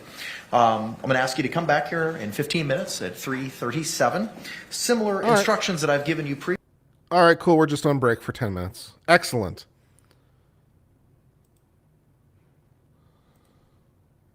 We're just on break for 10 minutes. Excellent. All right, cool. All right. How y'all doing? I'm glad to have you here. Thank you for spending some time with me. I know you have many choices of who to watch, and I'm glad you're watching with me. Please tell your friends. We have the best channel coverage here. We're number one. Other channels wish that they could be as cool as us, but we're not as cool. So yeah, I did get my sandwich. Yes, I had a very nice tuna fish sandwich from Jimmy John's. So yes.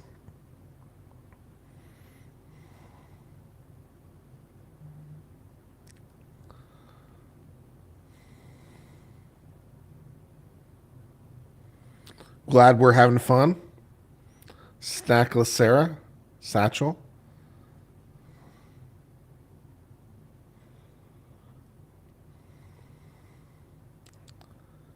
Glad you love the coverage and the commentary, Math Geek. I like math. Math is fun. I like watching videos about math. Yesterday I was actually watching a video based on number bases And it's like, okay, so can you have a fractional number base? It's like, yes, you can. It's like, I'm not sure how you're going to represent it symbolically, but mathematically you can. I was like, once they explained it to me, I'm like, yeah, that makes sense. It's like, yeah. So it's like, so can you have base 1.5? It's like, yeah, technically, or base like 2.5. It's like, yeah, technically you can. It's like, again, I'm not sure how we're representing symbolically, but like mathematically you can do it. I'm like, okay, that's cool. All right, that's neat. It's like, can you have a imaginary number base? Yes. Can you do a complex number base? Yes, you can. Welcome back in. I am Garrett I'm like, Weimer. that's Thanks for interesting. joining us. Yeah, math is fun. Math is fun.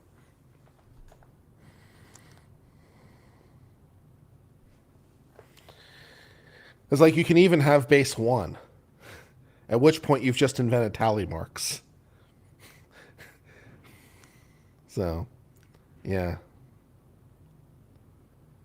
Your college thesis was about irrational basis and negative base counting? Exciting. My college thesis was about voting methodology. I'm not sure if it's strictly speaking a thesis, but one of the larger undergrad papers I did was about voting methodology, like first past the post versus other voting systems. Was one of my major things I studied. Studies show 5 out of 4 people suck at math. Sounds about right. Yeah. There's the famous canard that every time a burger joint has tried to introduce a third pound burger, it's failed because people are like, 4 is bigger than 3. So apparently this has been attempted by multiple burger joints. Like they've tried to introduce a third pound and every single time it fails because they're like, well, we're getting overcharged. Because a quarter pounder is bigger because 4 is bigger than 3. So, yeah, just enough people are making a fundamental error that, yeah, apparently that's a thing.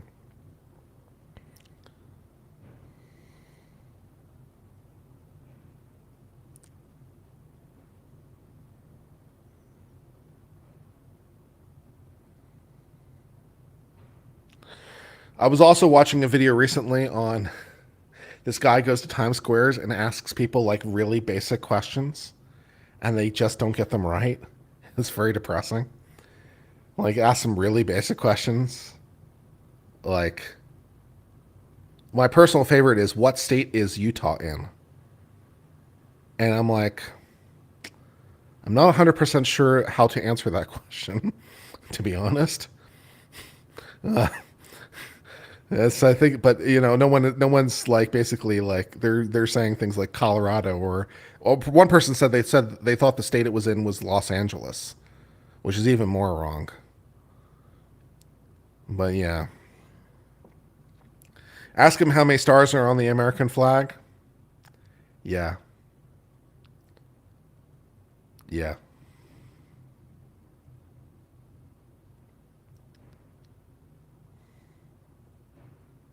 Let's talk about more math things. I like math. Yeah.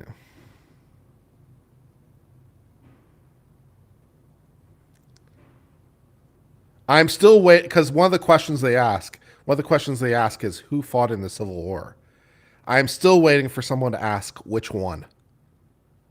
It hasn't happened yet.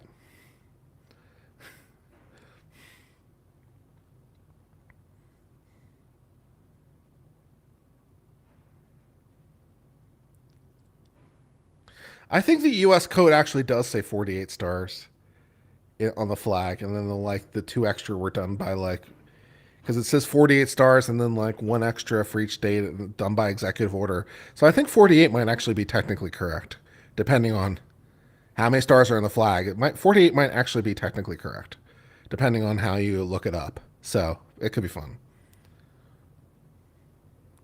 Now, here's one that is a little bit more obscure. What is the most number of stripes to ever appear on a U.S. flag?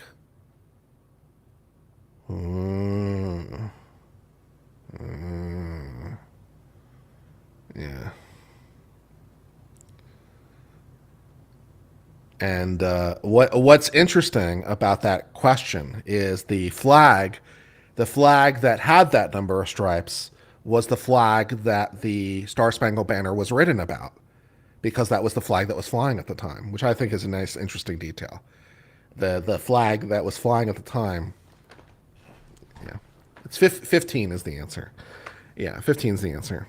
And the flag that was flying at the time that Star Spangled Banner was flying had 15 stripes. So, yeah. Yeah, so.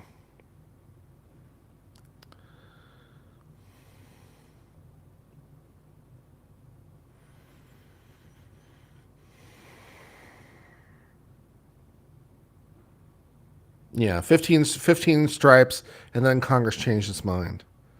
But the titular Star Spangled Banner has 15 stripes. So there you go. Little factoid for the day.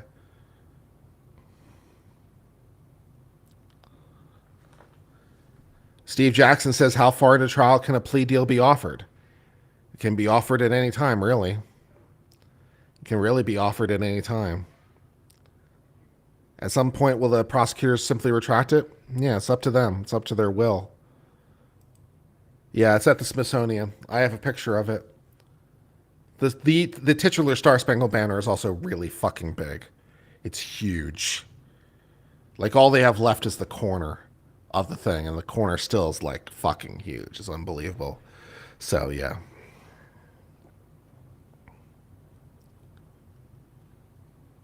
The titular, you've never heard that phrase before? The titular? Because the song is called The Star Spangled Banner. So that's the title. The title of the song is called The Star Spangled Banner. So when you say the titular, you're referring to the thing the title refers to? The titular Star Spangled Banner? No? First time? Okay. That's all right. We can have fun with language, you and I together.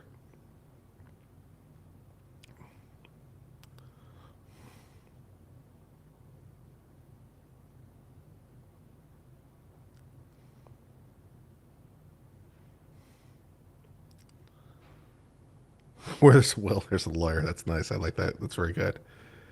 I like that.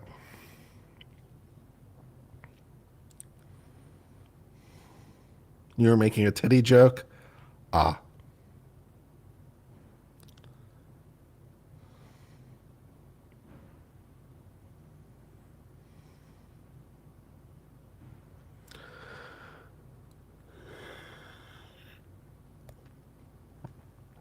The Star Spangled Banner is a very cool album, a very cool anthem.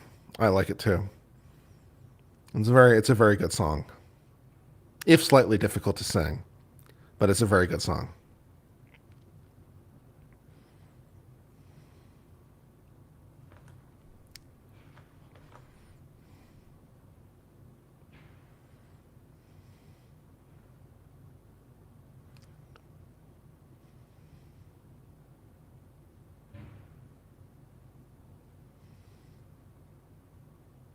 There are 3 additional stanzas that never get sung. That's true. That's true. I can't remember what any of them are, but you are correct.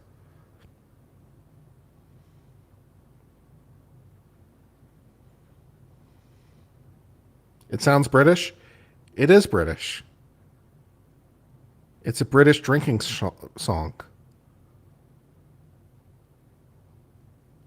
Although that's a slightly strange criticism because, of course, Americans are British. Don't tell anybody. Did you know that? Did you know that? It's like, yeah, the Americans are British. So yeah, it kind of makes sense that it's a British song because, well, we're British now, aren't we? So yeah, deep revelations and you.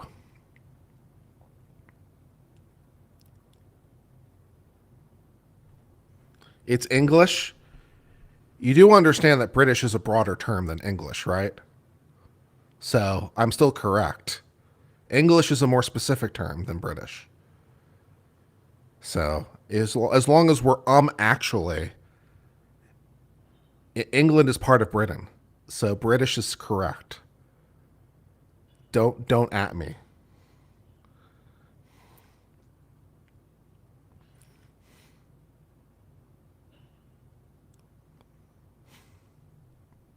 You're Welsh.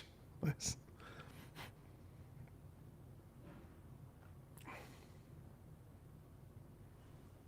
You're Scottish, not English? See, there you go. Yeah, 100%. Yeah, there you go. Ask the Scots. Yeah, ask the Scots about the difference. Yeah, ask the Scots about the difference.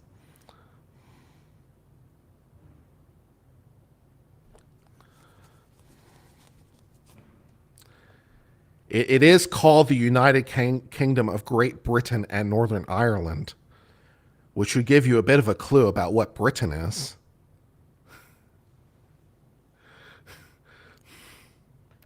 I mean, you know, it's probably the parts of the UK that are not Northern Ireland. Yeah.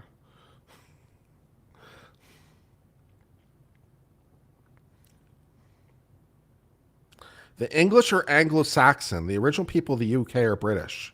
Now, that I've never heard before. If that's a distinction in history, that one I either never knew or I forgot. The English are Anglo-Saxon. The original people of the UK are British. If that's a distinction, then it's a distinction I'm not sure I ever knew. So that's that. If true, that's cool. The Britons are the original Celtic people of the UK.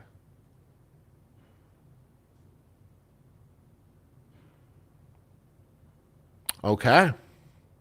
Well, I'm getting a little bit more educated on world history today, so that's nice. So British, strictly speaking, refers to the original inhabitants, as opposed to the Anglo-Saxons. Well, where did the Anglo-Saxons originate from, I guess, is a pretty good.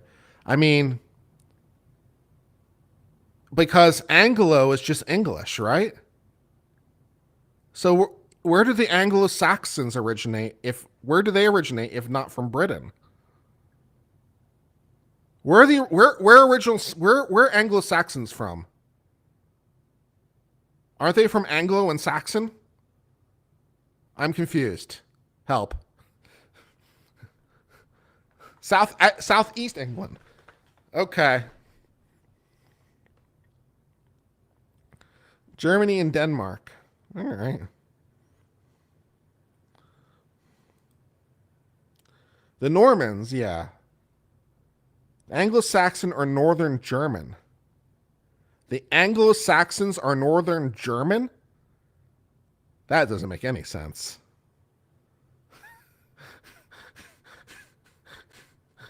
Panel.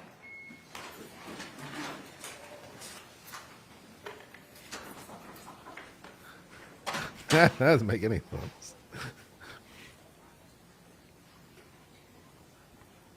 Yeah, that's what I'm saying. Anglia, and Saxon are in England. That's what I said.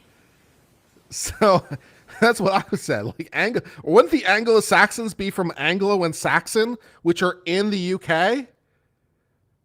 But now you're telling me they're from Germany. That makes even less sense.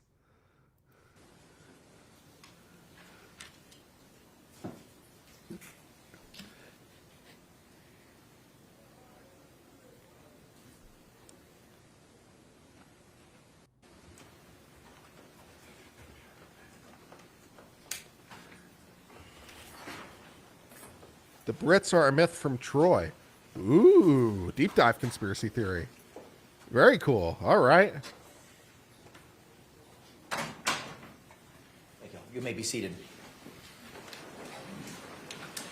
State, do you recognize our jury? Yes, Your Honor. Defense, do you recognize our jury? Yes. Members of the jury, again, if you could please raise your hands, showing that you complied with the court's instructions during our last break. All right, the record reflects all jurors have raised their hands. State, you may call your next witness. State will call Deputy John Martinez. Saxony is Northeast Germany? Is it? Saxony is Northeast Germany? Is it? Where do I think Saxony is? I thought Saxony was in the UK. Is Saxony in Northeast Germany? Okay, then I don't know where Saxony is. Oh. Oh, it is in Germany. Oh. Oh. Oh, never mind. Oh, okay. Saxony is in Germany. Oh. Okay, that makes more sense. Oh, all right. Never mind. I've been corrected on my geography. Uncivil just got schooled. I feel like Uncivil's been embarrassed somehow.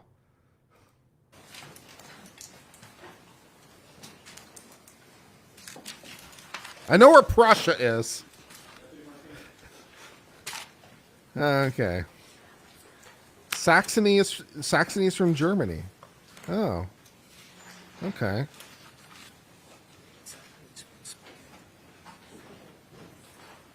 All right.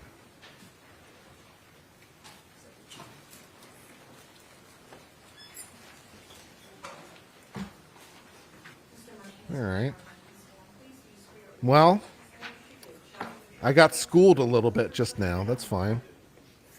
Sir, good afternoon. Can you state and spell your name for the record for us? John Martinez, Johnmartinez. Thanks, sir. You may be seated. Thank you.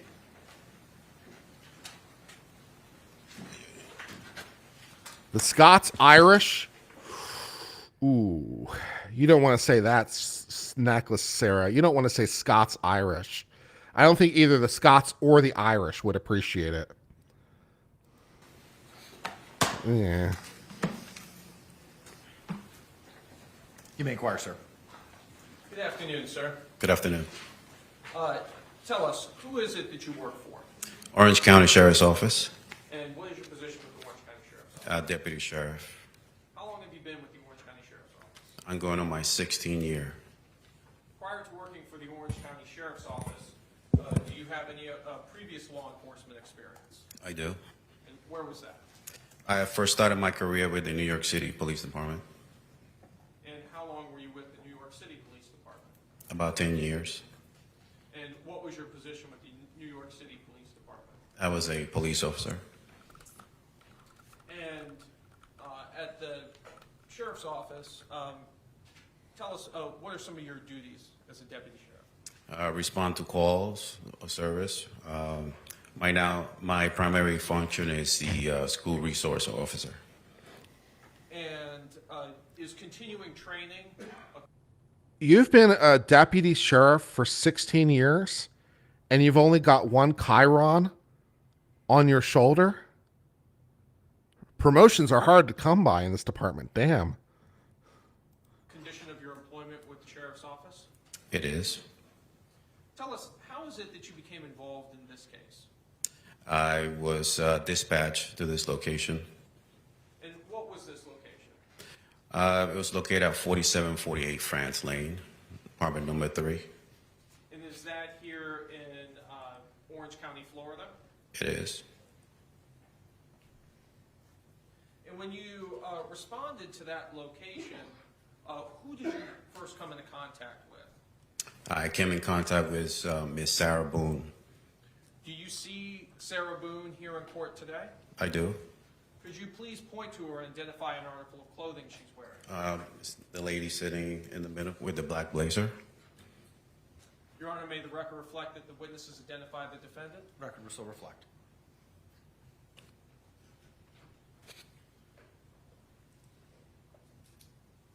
During the time that you were on the scene, did you have a body-worn camera? I did. And was that body-worn camera activated? It was. Were all your contacts with Ms. Boone... Anglia is also in Germany? It was. Were other deputies also on the scene at that time? Oh. Yes. And was Deputy Rodriguez there? She was. Oh, the damn Your Germans. body-worn camera. Oh, the Germans. The Anglia is also Germany. And Saxon's Germany. Those damn Germans conquering everything. Damn it, Germany. Stop conquering things. Shit. Was both captured some of the same time frames. Correct, yes. Did you have an occasion to go inside of the apartment? I did. And inside of the apartment, what observations did you make? When I first entered the apartment, I noticed a Hispanic male laying on his back in looks like a small nook dining area. Later identified Mr. Jorge Torres.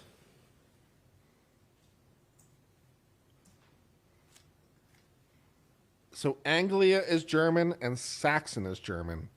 So Anglo and Saxons are Germans. Mind blown. Mind blown. You may.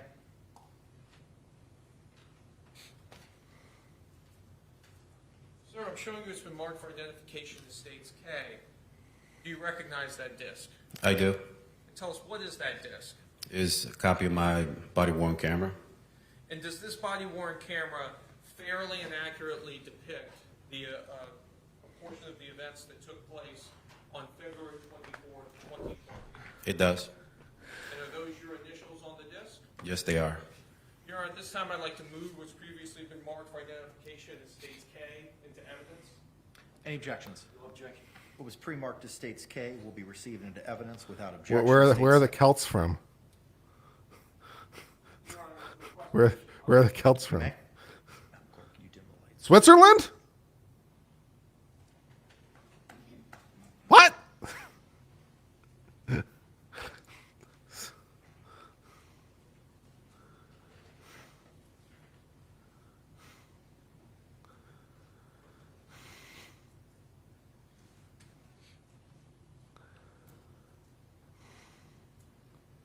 Okay.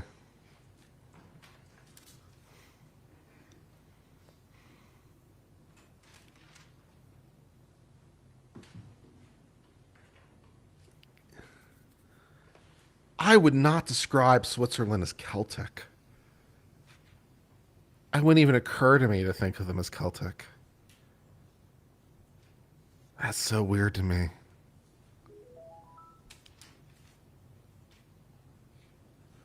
Wow. Okay. Neat.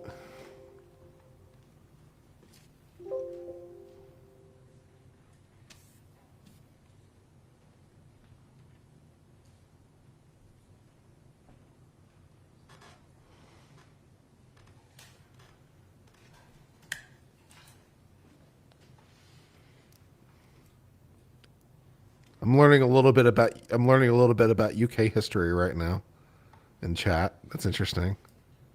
How my mind expanded about early UK history.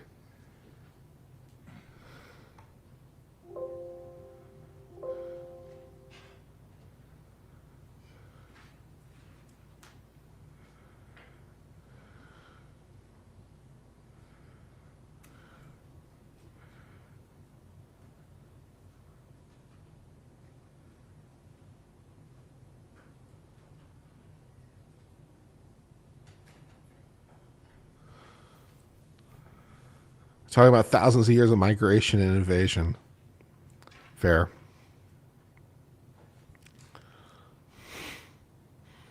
It's not neat and tidy. Fair.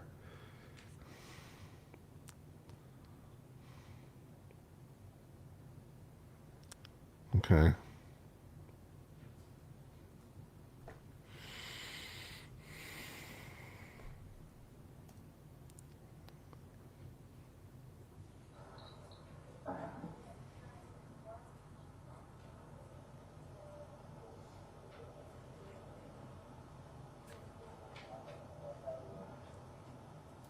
The Helvetii were a Celtic tribe. Helvetica is named after an actual group. Wow. So they were a tribe and now they're a font. Neat.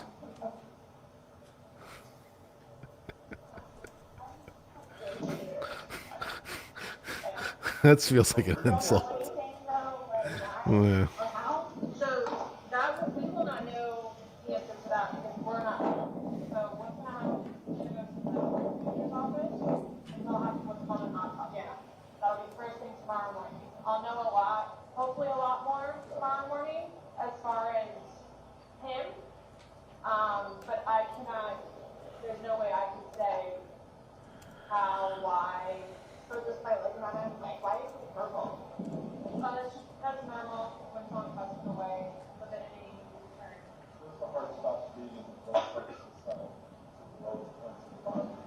At least they're not Comic Sans.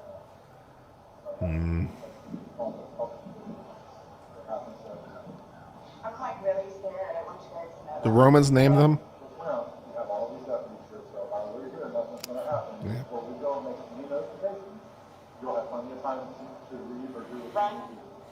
Sounds about right.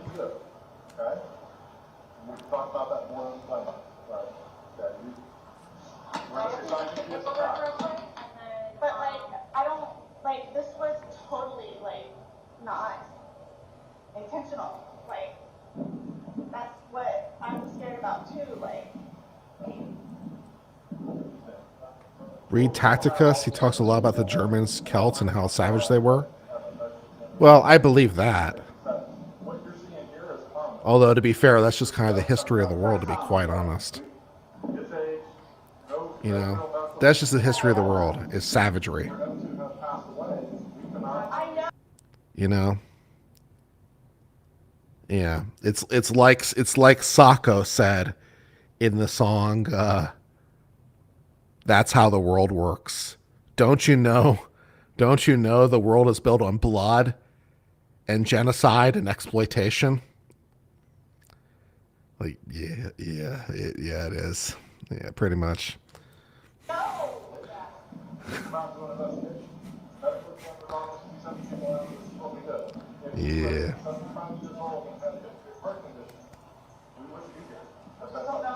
I don't know what it is. Exactly. And that's what we're here to find out. We're just here to get the answers. The answers that you want, the answers that family I don't want. just really want to see my son. Like, I really need to see my son. I mean, I know I can't go anywhere, but it's right. So do I just like sit out here and wait for you guys? If you would, yes, please. Does anybody else have you to show up, or anybody here that needs to be here? My team's here that needs to be here. The medical examiners will show up when we call them, but we're not ready for them yet. So they're going to take him, they're going to take the photos, take him, but that's towards the end of it. And they'll be called well in advance when we're ready for them, but we're not ready for them at this point. So we won't be calling them quite yet. Okay? So like I said, I got to go do some paperwork. They're going to chat with some people, and then we're going to come back and talk to you if you're okay with that.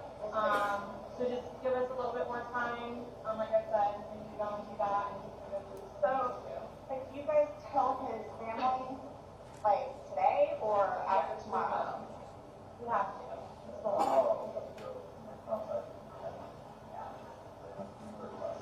Our investigation is pretty much complete here. Once we leave here, we will be going to. But again, we'll know. I'm not going to just go and do it without you knowing you're doing right. Talk to you prior to doing anything like that. But how, I mean, I understand what you guys and how you do it, and, you know, so, but, like, what are you just telling us? What do you tell his parents? Like, what's the reason as to why? We tell them what we know at that point. Yeah. We tell them the truth.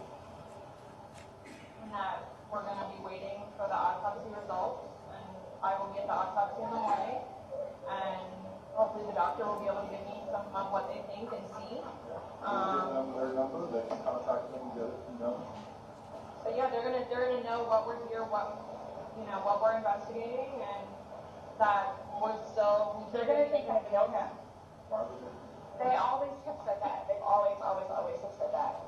I told you because I'm the blue-eyed white dragon. That's what they call me. Because they don't want him with me. So he's basically just not really been around his family because he chooses me over them. Even after I encouraged him numerous times to go there and see his family.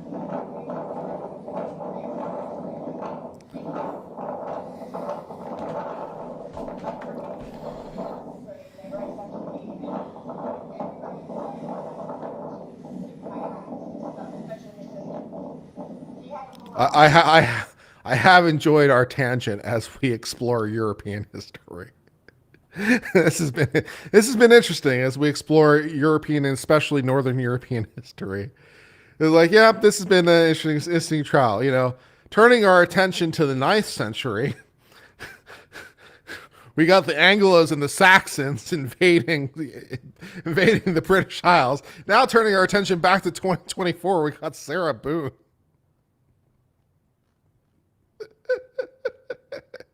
Yeah, that's where we're at. Do you have somewhere safe that you can go tonight? Both my parents are deceased, my grandparents are deceased, my aunt and uncle are deceased. I got nobody. I have a brother that's in the Marines, and I've got another one that's in jail. Unless you brother that's Marine local? No. Well, he's in Altamont, but I think he's doing whatever Marine he's doing. But the only way. Your phone's inside, correct? Yes. Does he have a phone? No. He does not. He used my phone. He used your phone. Yeah, the sheriff. So the only place I could go is over to Brian's house. So I don't think he'll have a problem with it. So, well, like I said, we're not going to leave here. If you do not feel safe, you're not going to leave here if you're not feeling safe. And then we're like, and then so I in Philadelphia. Well, she's in Philadelphia because there's going to be a funeral, right? Is that you're talking like days and weeks? No, I'm talking right here, right now. So let me get my notification. Let me go do this paperwork that I'm talking about because we can go back and forth about what ifs like all day long. I know. So I promise we're not going to leave here for you and you not feel safe. Okay? Please. I don't even know what to tell you. It's okay. Just take a seat, have some water, give us a few minutes, let us do our thing, and we'll be back to talk to you, I promise, okay? Good. Thank you. Thank you. You're welcome. Yeah. Go ahead, Mike. Okay.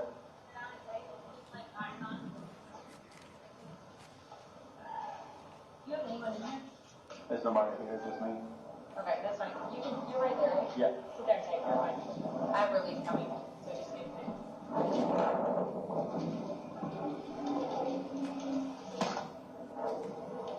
Yeah.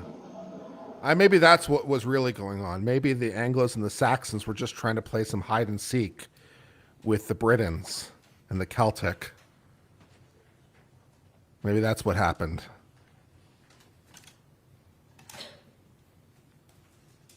In this analogy, what is the 9th century equivalent of a suitcase? Thank you. Any cross-examination? Yeah. No, sir. Can this witness be released? Yes. Thank you, sir. You're released, not subject to recall. Thank you. Thank you.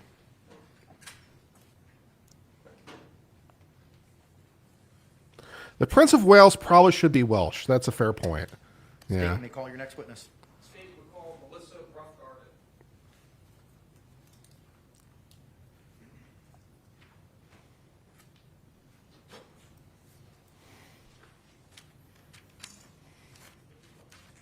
A barrel? Yeah, there you go. Yeah.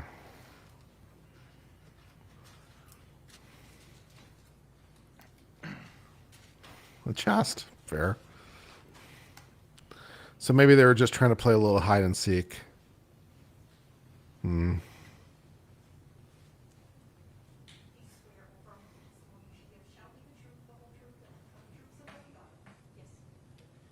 good afternoon. Could you state and spell your name for the record for us? Melissa Roughgarden, Melissa Roughgarden.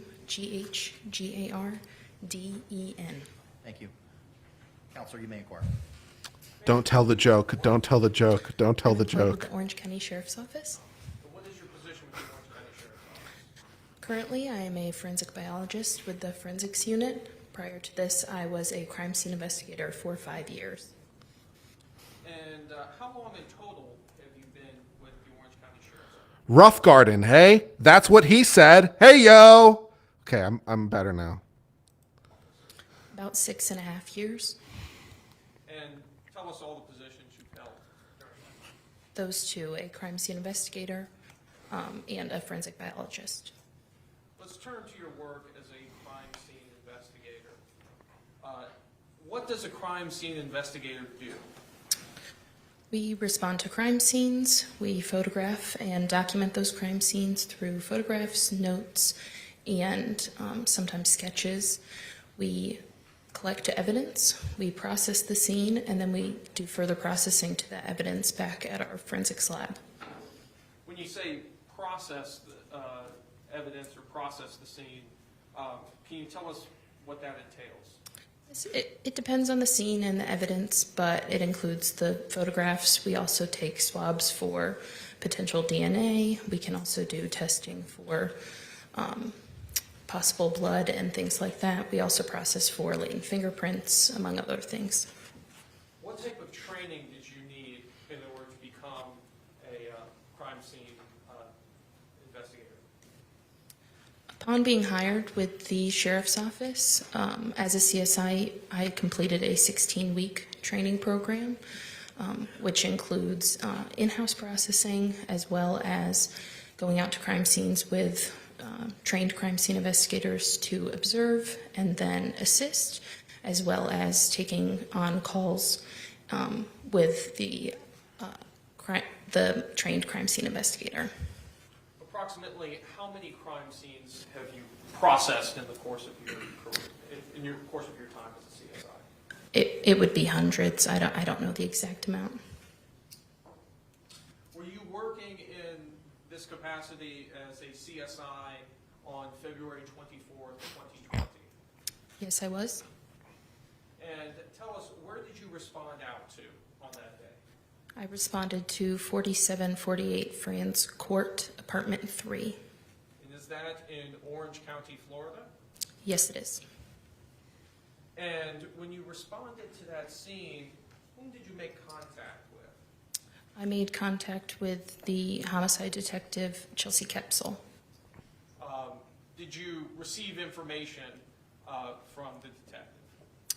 Yes, that it was a death investigation. Did you walk the scene with the detective?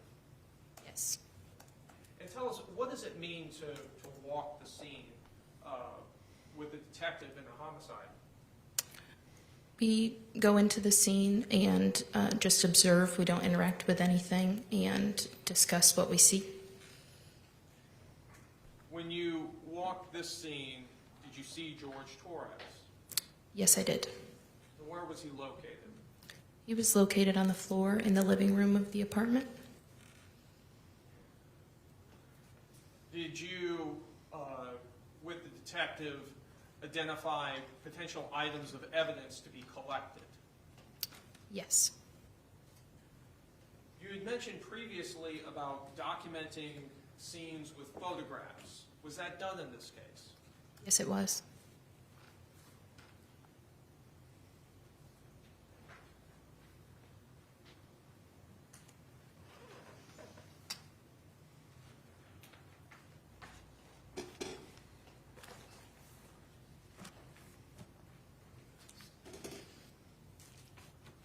Norsemen, men of the North in Normandy. Are you trying to say that Norsemen are from Normandy?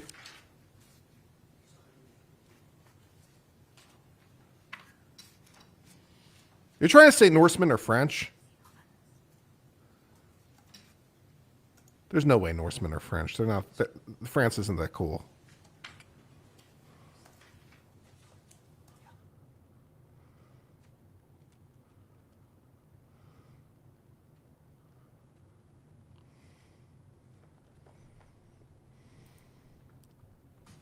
And been shown to defense? You take a look at the contents of State M to yourself and tell me if you recognize the items contained within States M. Yes.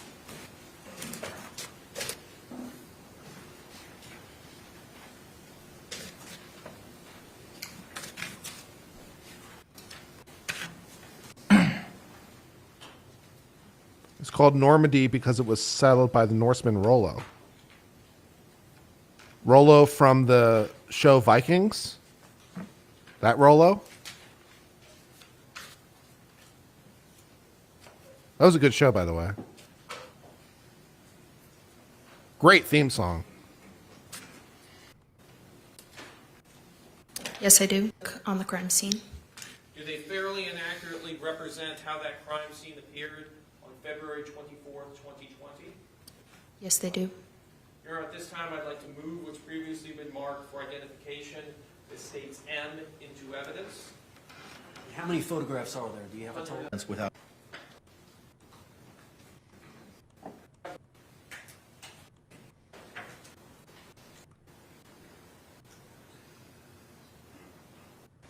dates.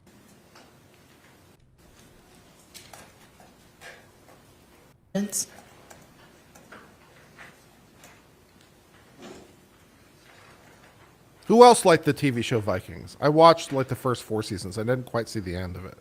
Didn't see how the show ended, but I watched like 4 seasons of it. It was really good. Great theme song.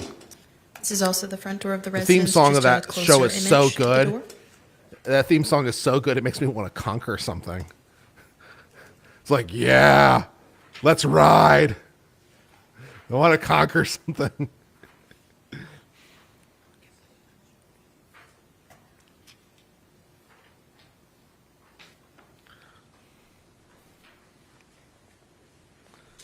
When you enter the residence, what is the first area just off to the right of the front door? That would be the kitchen. Showing you it's been marked as states 11. Yes, so this is just inside the door. To the right, there is the kitchen area.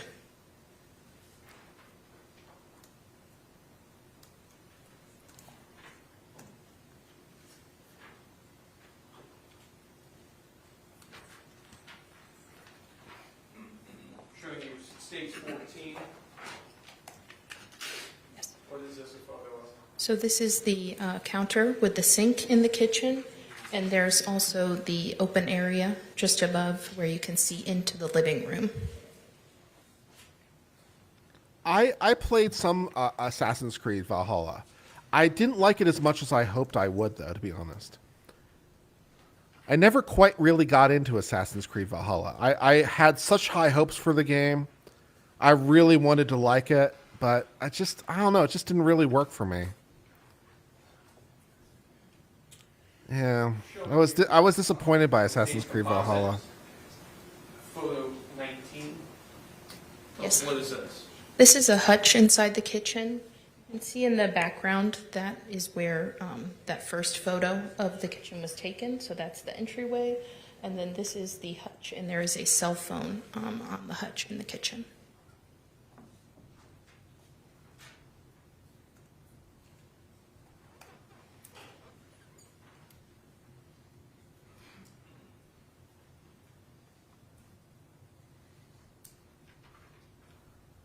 Showing you states 22. This is the trash can in the kitchen. You can also see the hutch we were just looking at there on the side. Yes, America's first foreign war was against the Barbary pirates. Yep.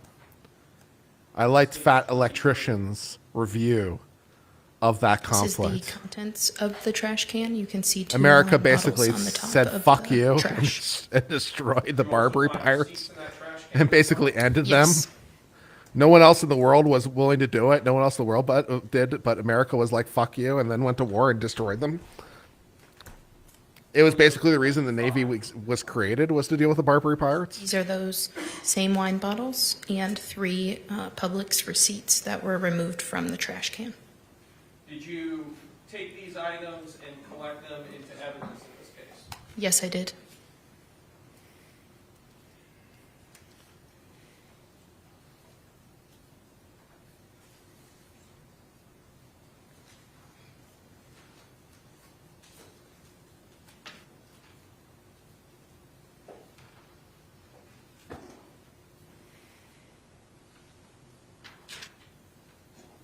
I'm probably too old for war paint at this time, though, so I'll just have to be a fantasy. Photo 32 from the composite. Yes, this is just in further into that entryway. You We can see the did get living room. proportional.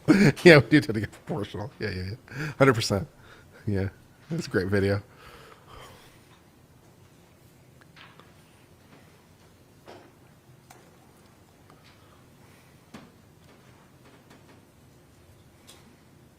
Photo 35 from the composite.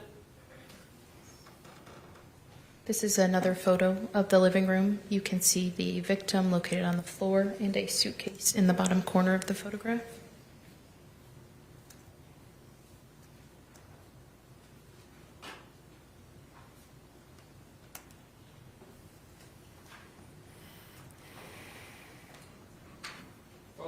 36. This is another photograph in the living room. This is that wall we saw in the kitchen there with the opening. You can also see a wooden baseball bat leaning against the wall. Was that baseball bat collected into evidence in this case? Yes, it was.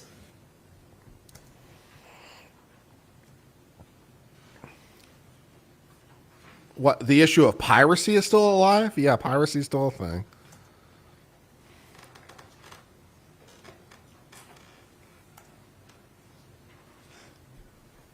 Photo 38.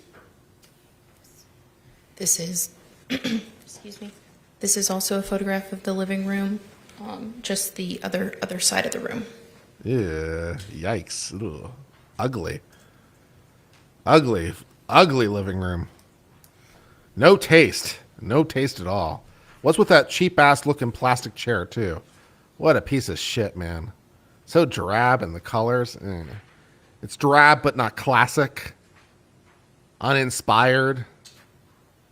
Looks like an old lady lives there. Yes. This photograph was taken in the living room. You can see the stairs leading to the second floor. Uh-huh.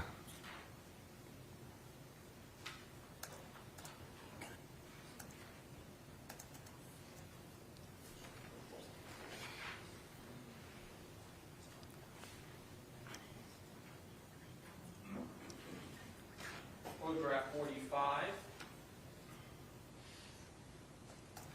This is a photograph of the living room just from the other side of the room. You can see the front door in the middle back of the photo.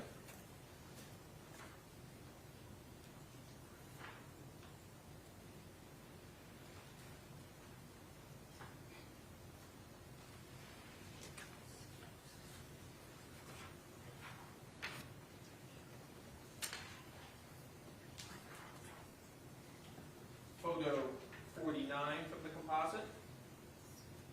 This is a more close-up photograph of the suitcase. That's a small suitcase to stuff a person into.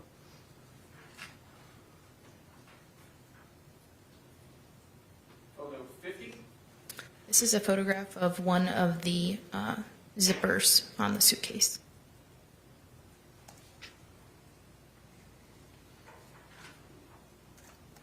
Photograph 51. This is a close-up picture of that same zipper. There is no zipper pull on it. It appeared to be a small wire of some sort, the pink wrapped around the zipper.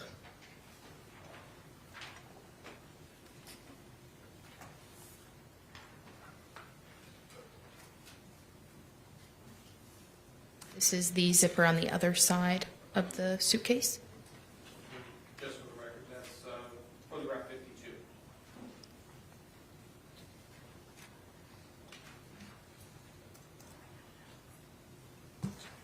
States 53 from this composite. The close-up image of that same zipper. There is also no zipper pull on that one.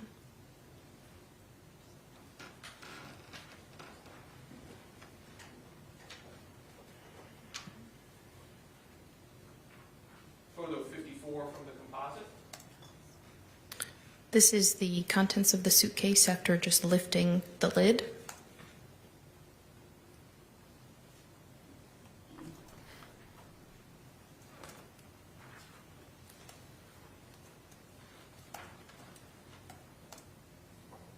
Photo 56 from the composite.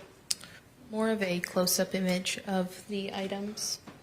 There were miscellaneous papers and paperwork, some clothing items, and apparent blood inside the suitcase. What items, what apparent blood was inside the suitcase? It was observed on the white cap and a necktie, and there was also visible blood just on the interior of the suitcase. Photo 57 from the composite. The contents of the suitcase, but you can see the white cap more clearly and the blood observed on it.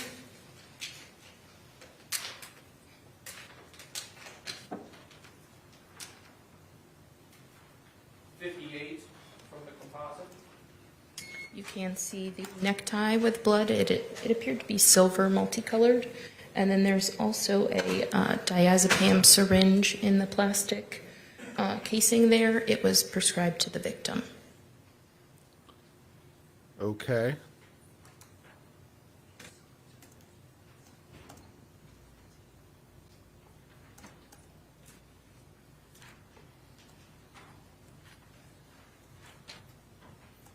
Photo 61 from the composite. That is the miscellaneous papers and paperwork that was removed from the suitcase.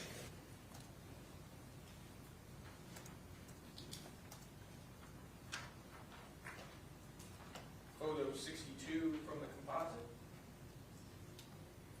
That's the suitcase after all of the items were removed.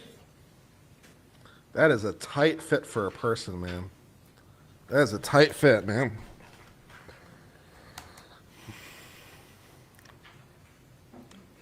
Photo 64 from the composite.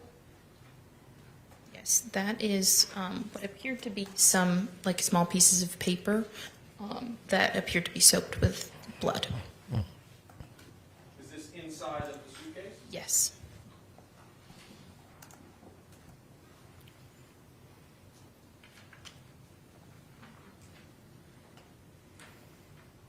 Photo 65 from the composite.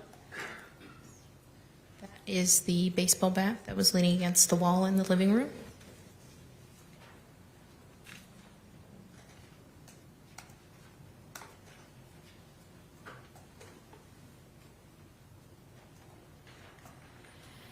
Photo 68 from the composite.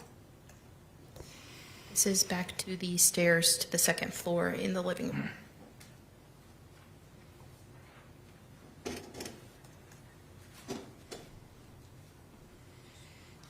Yeah, exactly, sneaky puppy. Yep. Diazepam, wine, and zipped suitcase. What could go Very wrong? closer to the stairs to the second floor. Yep.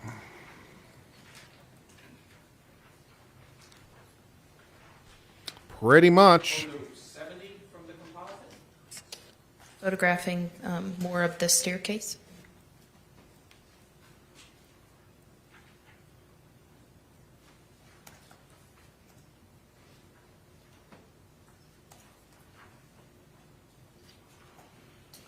These are the steps leading to the second floor before I proceed up to the second floor. This is photo 71 for the record.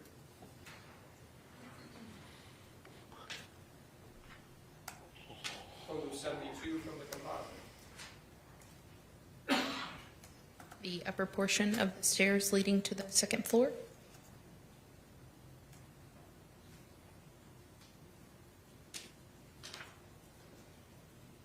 How many bedrooms were on the second floor of the unit?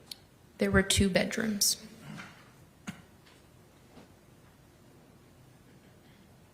Photo 75 from the composite. What is this? This is the hallway. You can see a closet in the hallway and then the door to one of the bedrooms. Does this appear to be a child's room? Yes, it did.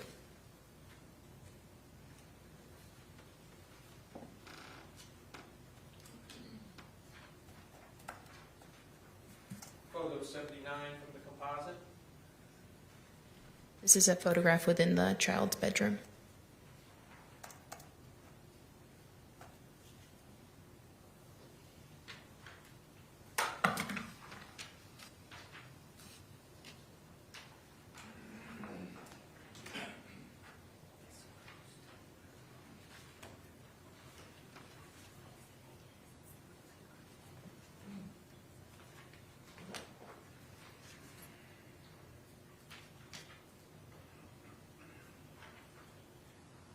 Photo 86 from the composite. This is the door leading to the other bedroom upstairs.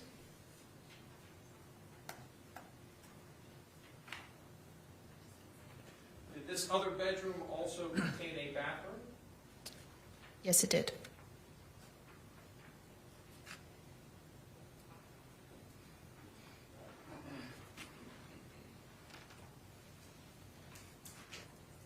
Photo 90 from the composite.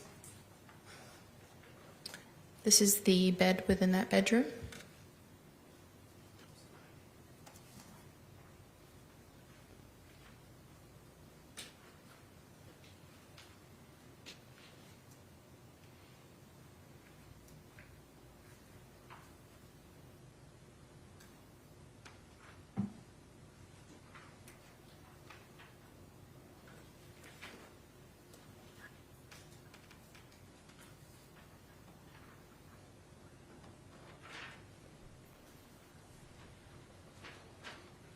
Photo 97 from the composite.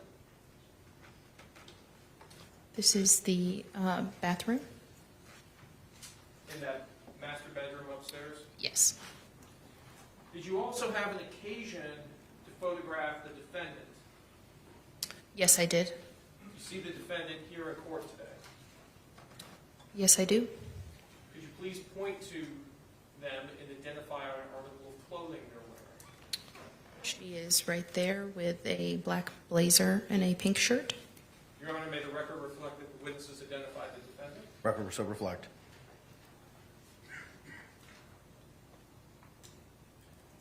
Showing you photo 98 from the composite.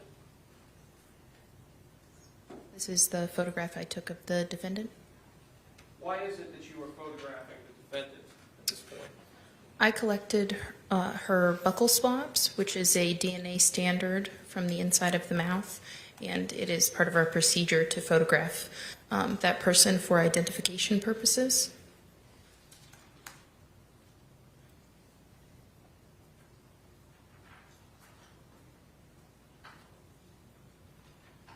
Do you also document the rest of her body as well at that time? Yes, I did. Publishing photograph 101 from State's composite. This is a photograph of her hands facing upward.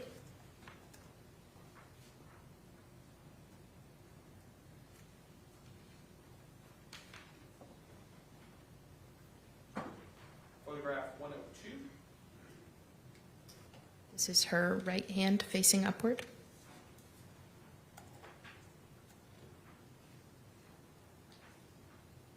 Photograph 103. Her left hand facing upward.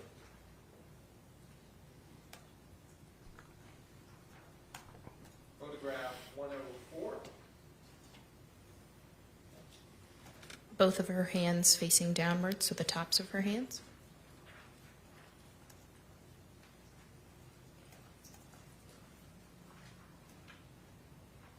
Photograph 105. This is her right hand facing downward.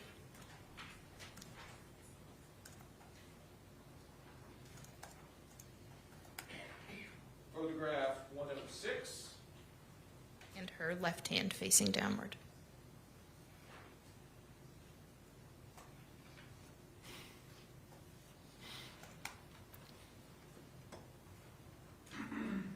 Photograph 107. This would be of her right arm.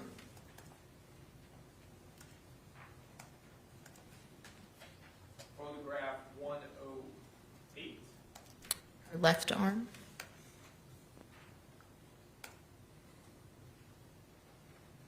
Photograph 109. Her right arm with it facing upward.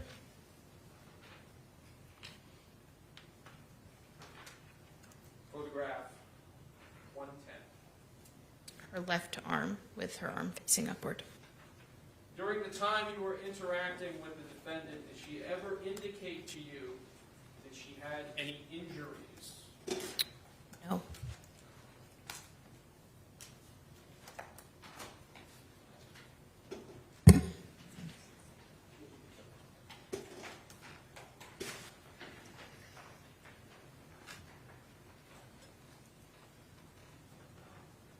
You had previously testified that you also collected physical items of evidence from the home as well in this case.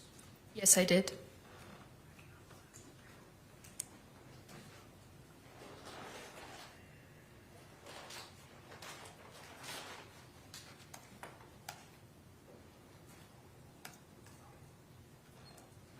Your Honor, may I approach the witness what's been marked for identification as State C and been shown to defense? You may.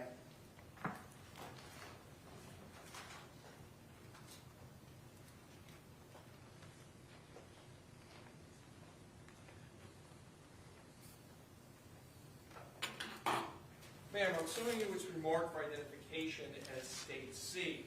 Can you take a look at that package for me?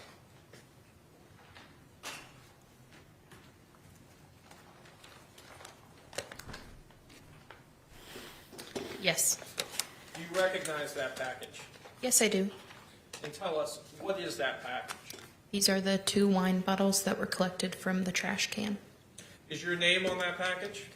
Yes, my name is on the Orange County Sheriff's Office evidence label that I filled out, and my initials are on the evidence seal from when I sealed the package.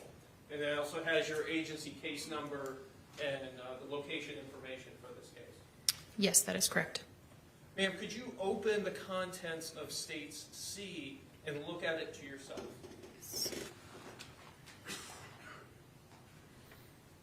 Oh, she's going to put gloves on. Exciting. Ooh, fancy. Show us that beautiful wine bottle, baby. Show us what they've been drinking.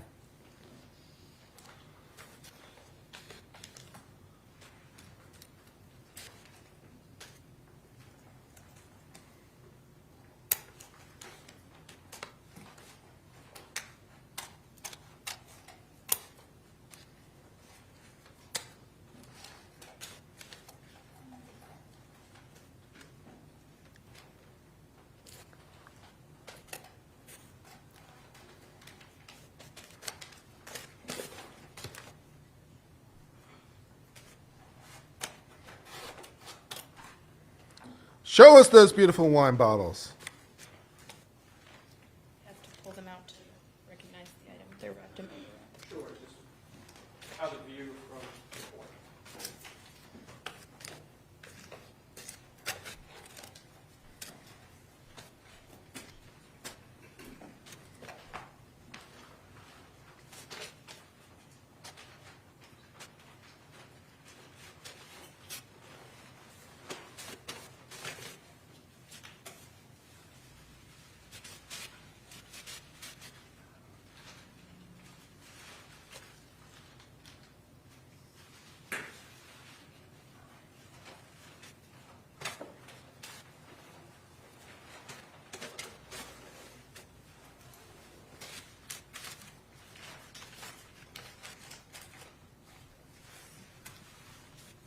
What is the contents of State C? These are the 2 wine bottles that I collected from the trash can. Are these wine bottles in the same or substantially the same condition as they were at the time that you packaged them on February 24th, 2020? Yes, the same time I collected them that day. Your Honor, at this time I'd like to move what's previously been marked for identification as State C into evidence. Any objections? No objection. What was pre-marked as State C will be received into evidence as States 9 without objection. And Your Honor, request permission to publish. You may do so. Obi, what happens if she drops them and they shatter on the floor? That's actually a really good question. I don't know. You can unwrap it now.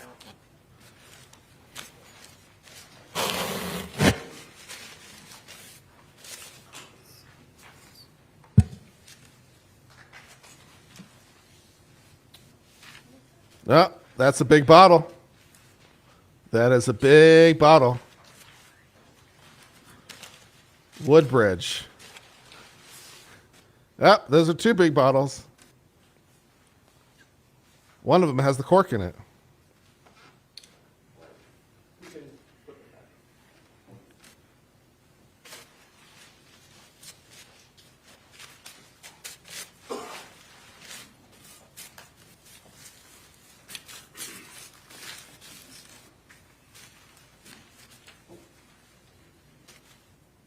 We can do better, though. We can do better, people. We can do better than this. We can do better than this basic bitch Chardonnay, guys. You can even do better at a grocery store than this. We can do better. Have standards for yourself, or go the other direction and get yourself some $2 chuck if you just want basic stuff, man. Did you, You know, also have occasion to collect the baseball bat from the living room? Yes, I did.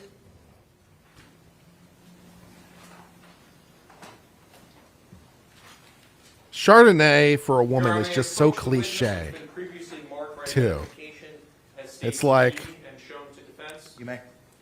you know, try to have a little originality, man. Ma'am, You I'm know? showing you it's been marked for identification as states B. Can you take a look at this item?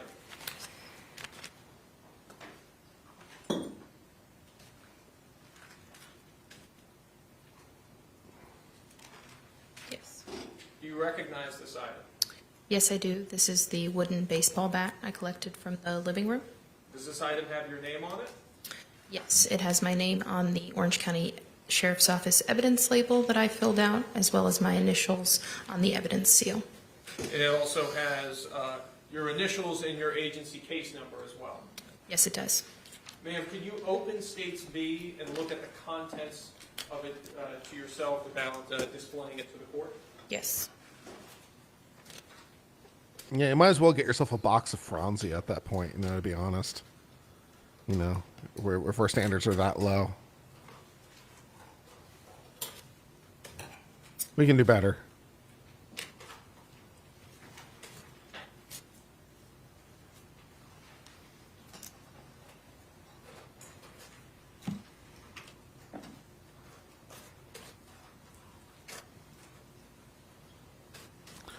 We should definitely have wine moment with Kurt. We can do some shopping and find ourselves some choices that'll be a little bit better choice.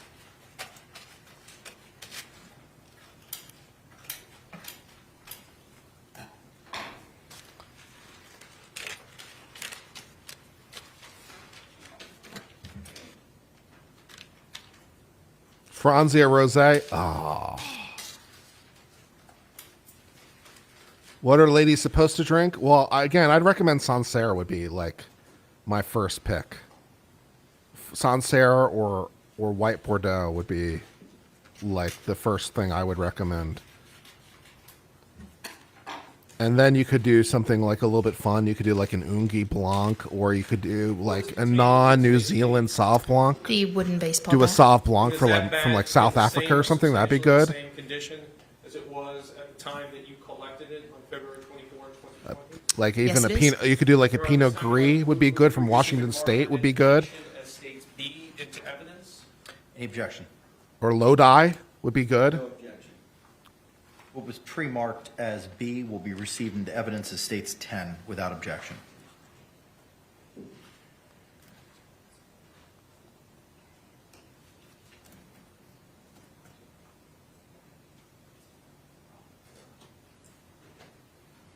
Riesling, if you want Riesling, then I'd recommend the France-German border for Riesling. Yeah.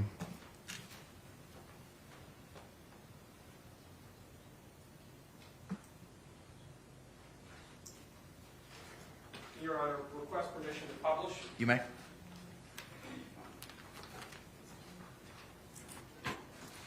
Or an Albarino, that'd be good. Do an Albarino. That's a fantastic white wine. That's a nice choice.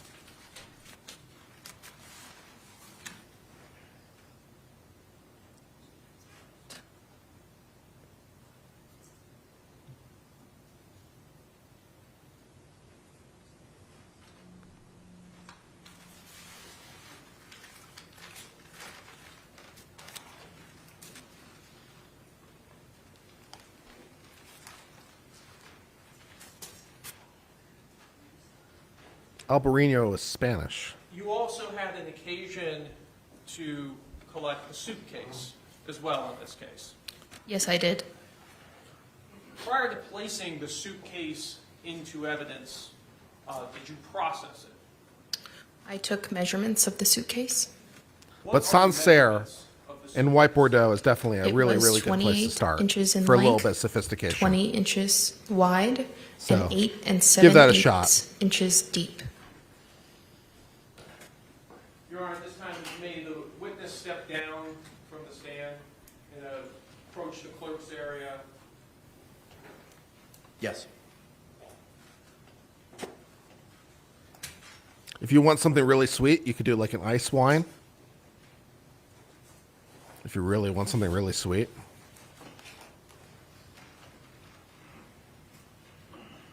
Ma'am, I'm showing you what's been marked for identification as States A. Tell me, do you recognize this item? Yes, I do. Tell us, what is this item?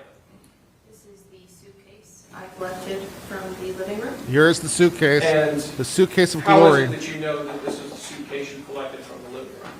Languedoc. Ooh, nice choice. Label that I labeled with the This is, yeah. It also contains my Languedoc has some interesting wine. My initials are also on the evidence tape. Yeah.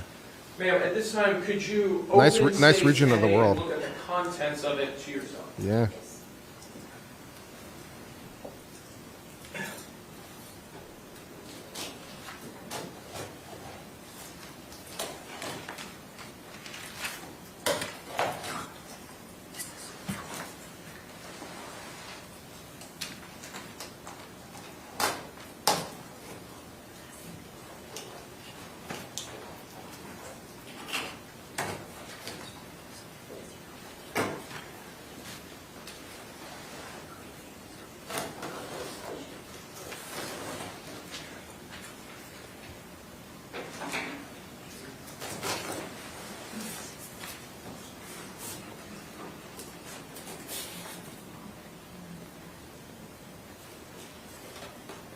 What is inside of States A?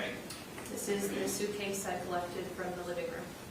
And does it appear to be in the same or substantially the same condition as the time that you collected it and placed it into evidence? Yes.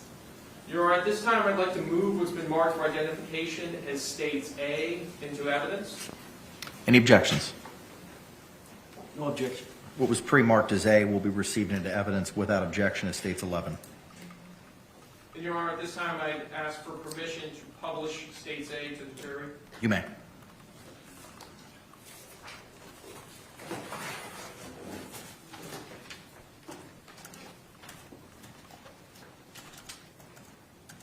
Can you open the inside of it?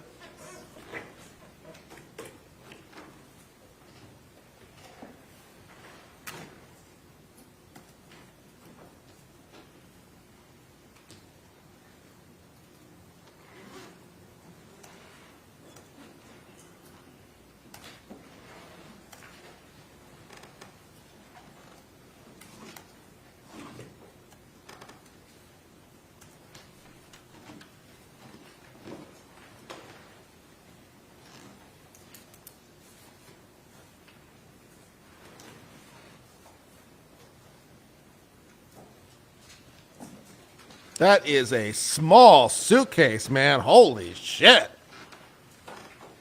That is a small suitcase.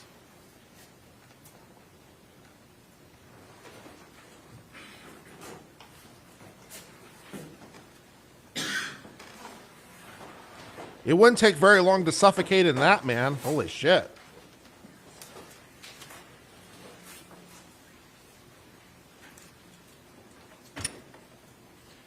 How easy is it to operate the zipper that closes the suitcase? It was a little difficult.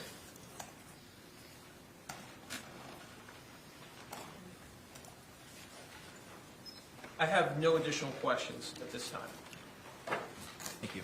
Any cross-examination? Yes, Your Honor.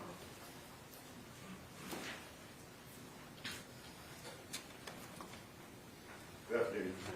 Good afternoon. Are you also referred to as a medical examiner investigator as opposed to just crime scene investigator? No, that is not my title. Do you do reports that the medical examiner necessarily relies upon in the process of doing the autopsy and additional investigations? You would have to ask them. Who makes Fair. the decision at the scene as to what items will be photographed and what items will be taken into custody and what items will necessarily be tested or analyzed? That's a collaborative effort between the crime scene investigator and the lead detective while on scene. That would be yourself, and who was the lead detective? The lead detective was Chelsea Kepsel. Now, you authored a report in this matter, did you not? Yes. And that report was utilized, if you in fact know, by the medical examiner in developing her autopsy report, was it not? I do not know. In your report, did you advise the medical, or whomever might read your report, that in fact the body had been removed from the suitcase by first offenders or first responders? No, I don't believe so. And we know that Thank you for the gift memberships. Do appreciate them. Thank you very much. No, we process DNA Appreciate that. Thank you. or collect swabs for DNA, and then that's submitted to the Florida Department of Law Enforcement for conventional DNA analysis. You did that with a sample from the inside of Sarah Boone's mouth. Her buccal swabs were submitted to the FDLE. And who made that decision? The detective and I. Who made the decision not to bother to do a DNA analysis on the blood from the items within the suitcase or the suitcase itself? That was a discussion between the detective and I. And you chose not to do that? No, we did not. You assumed that the blood inside the suitcase belonged to Jorge Torres, correct? There was blood observed in the suitcase. But you don't know who that belonged to because you didn't bother to analyze it or have it analyzed, correct? The blood was not tested. Now, State's Exhibit B, the bat, you took that into evidence. Was that again a collaborative decision by yourself and the lead detective? Yes. And what efforts did you make to have the bat analyzed, given the fact that it was apparently evidence? It was just collected as evidence from the scene. Did you advise either the lead detective or anybody else involved with this investigation that there may be matters that could be analyzed when analyzing the bat that would help or assist in the investigation of this matter?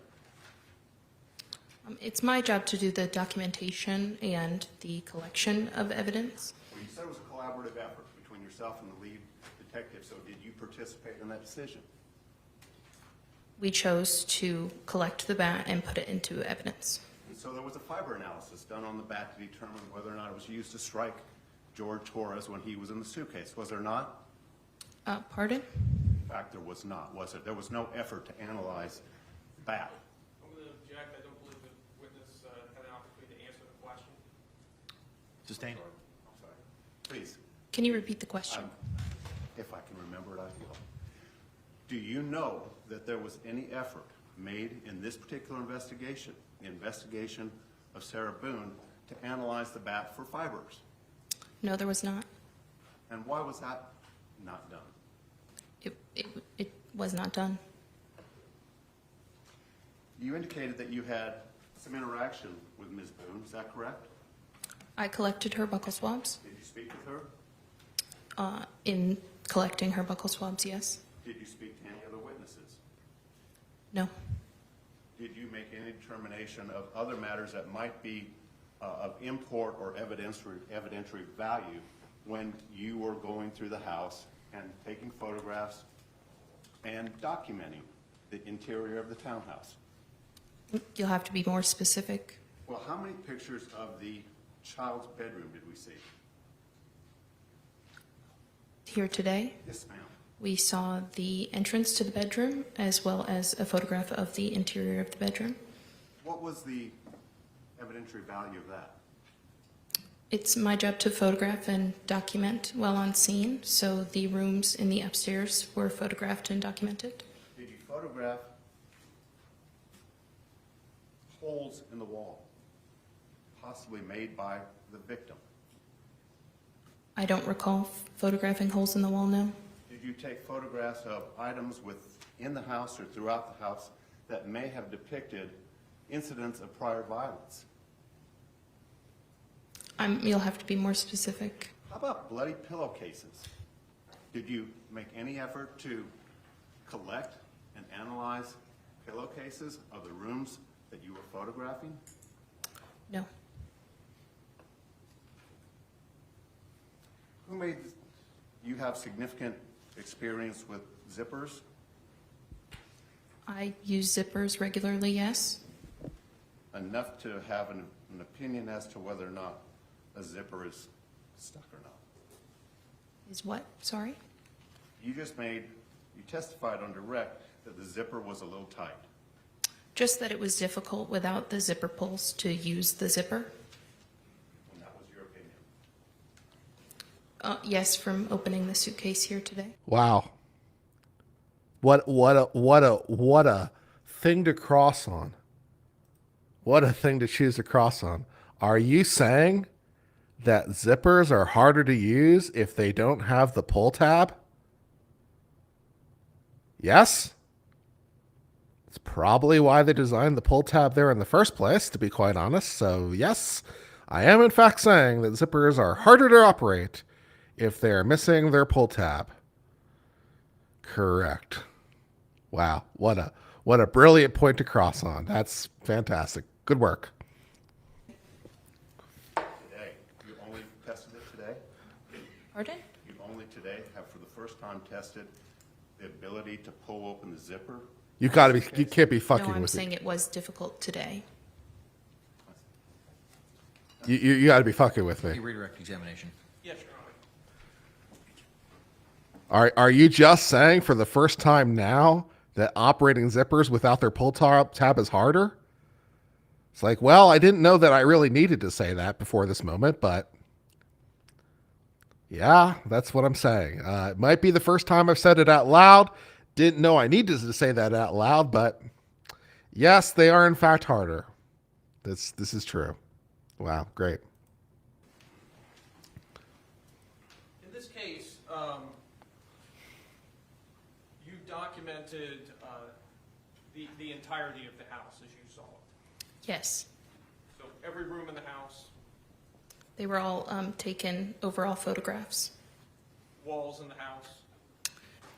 In the overall photographs, yes. They weren't all individually photographed, no. And you did not document or note any type of holes in the wall or any type of damage to the walls, anything like that. Not the walls, no. Is that something that would have been documented both photographically and also within your report? Yes. You also, as we've previously seen in the composite, saw the victim where he was laying in this case, correct? Yes. Was the victim, did he have blood on his mouth and on his face? Yes, he did. Did he have open wounds on his body? There was blood coming from his nose and his mouth. There was also some other areas of like defects noted on his body. You also made contact with the defendant too as well. Yes. Did you note any other wounds or cuts or anything else that was not documented that you haven't testified to? No. So no wounds, nothing on her? Not that I recall, no. No further questions? Thank you. Can this No witness be defensive released? wounds. Yes, Your Honor. Or offensive ones for that matter. Can this witness be released? Judge, we'd like her to be on call. Subject to recall, ma'am. Thank you. Wow. That was really great. Sometimes zippers are harder to use if they don't have the pull tab. Can the parties approach?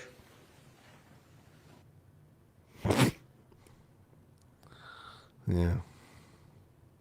Newspapers, watching television, or Well, using are we done a for the day? computer, cell phone. This includes shower, at least for the day. Court deputy will provide them to you for the evening. In this matter, it is 4:52. At this time, we're going to go ahead and take our recess for the evening. Madam Clerk has letters that I have signed regarding your jury service for you to provide to your employer. Court deputy will provide them to you in the deliberation room before you are released for the day. I have a similar instruction to read to you that I gave you before the lunch hour. Jurors, you must not conduct any investigation on your own. This includes reading newspapers, watching television, or using a computer, cell phone, the internet, any electronic device, or any other means at all to get information related to this case or the people and places involved in this case. This applies whether you are in the courthouse, at home, or anywhere else. You must not visit places mentioned in the trial or use the internet to look at maps or pictures to see any place discussed during the trial. But make sure to subscribe to Uncivil Jurors Law. do not watch local news or read local newspapers. Jurors must not have discussions of any sort with friends, family members, or even your fellow jurors about the case or the people and places involved. So do not let anyone make comments to you or ask questions about the trial. I want to stress again that just as you must not talk about this case face-to-face, you must not talk about this case by using an electronic device. You must not use phones, computers, or other electronic devices to communicate. Do not send or accept any messages related to this case or your jury service. Do not discuss this case or ask for advice by any means at all, including posting information on an internet website, chat room, or blog. With that, members of the jury, I'm going to release you back to the deliberation room for you to receive the paperwork for your employer, and we will see you at 9 a.m. this coming Monday, October 21st. And I thank you for your sacrifice and your service. All right. 9 a.m. on Monday then, guys. 9 a.m. on Monday.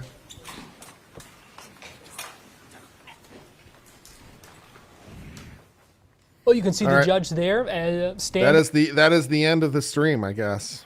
Well, you know, hey, we got our first sort of foray into it, and we saw the suitcase at the end of the day. So I like the way the state's proceeding with this case, and I like their flow of the witnesses, and I particularly like that they know what they want from each witness, and they get it, and then they stop asking questions. That is a fairly rare gift, to like be able to just know what you want, get what you want, and stop asking questions. So I really, really like that from the state. I really, really like that from the state. And the defense's cross-examination is kind of like, doesn't really do anything because they don't have anything to work with. They're trying to like basically impeach one guy on a police report through their tone. Are you saying you talked to the police? You're really telling us that? You talked to them? Brr. Like, okay. I mean, you know, I understand you're trying to imply that he's a liar, I guess, but I don't know on what. You know, and we heard the 911 call. We heard the 911 call offered kind of separately without anyone on the stand, which was a little bit weird in terms of how that actually came to be, but okay. And then we've seen the suitcase, and we saw some video of Sarah in the immediate aftermath of the thing, talking to the police and saying some things. Pretty interesting. So, good times. So I enjoyed it. I thought it was good. And I appreciate those of you who spent some time with me. I appreciate the 300 of you or so who are here and spending time with me. That's nice. So I'll take some comments, questions, whatever. We can spend a couple moments together and then we'll wrap the stream. So what do you guys think? What are some thoughts that resonate with you? What are some moments in the trial that resonate with you so far? What did you like? What did you not like? What witness did you like? What questions did you like? Did you like anything in particular the defense did? Did anything the defense do work for you on any level? You know, what are your thoughts and comments? I'd love to hear what you have to say about it.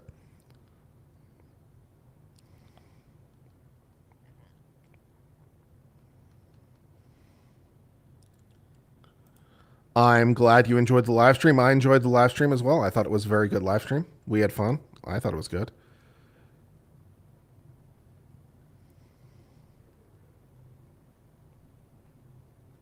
I'm glad you enjoyed the chat as well. I thought it was an interesting chat. Good times. What do I think about the defense subject to recall the witnesses? I have no particular objection to it. I just hope that there's actually a strategy and they're not just doing it, you know, for the hell of it. But I appreciate that they're able to do it. You think the defense is swimming in quicksand? I tend to agree. The defense cannot do much at this point. I tend to agree. They're just nitpicking and nothing's working.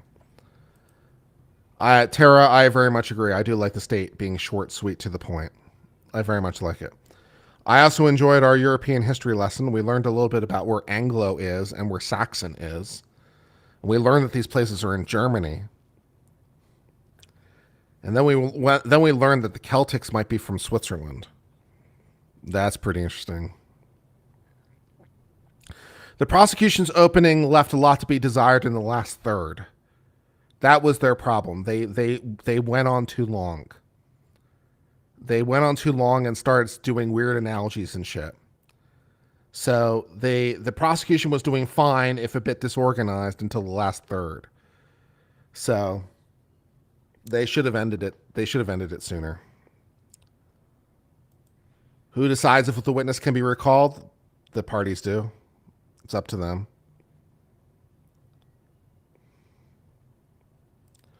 What do I think about no blood sampling from the suitcase? I don't really think anything of it in particular. Because, you know, he died from asphyxiation. So whether it's blood or not, you know, he died from being asphyxiated in the suitcase. So whether it's his blood or not doesn't really do very much for me. You know, it's like, okay. I mean, it's fine.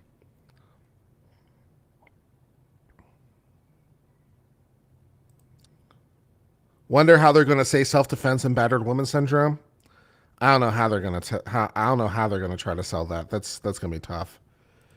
Defense waiting to testify so they can recall and ask about abuse. That might be what they're trying to do, Lisa. That might be, in fact, their strategy, so they can really hit the abuse point at a later point with these witnesses.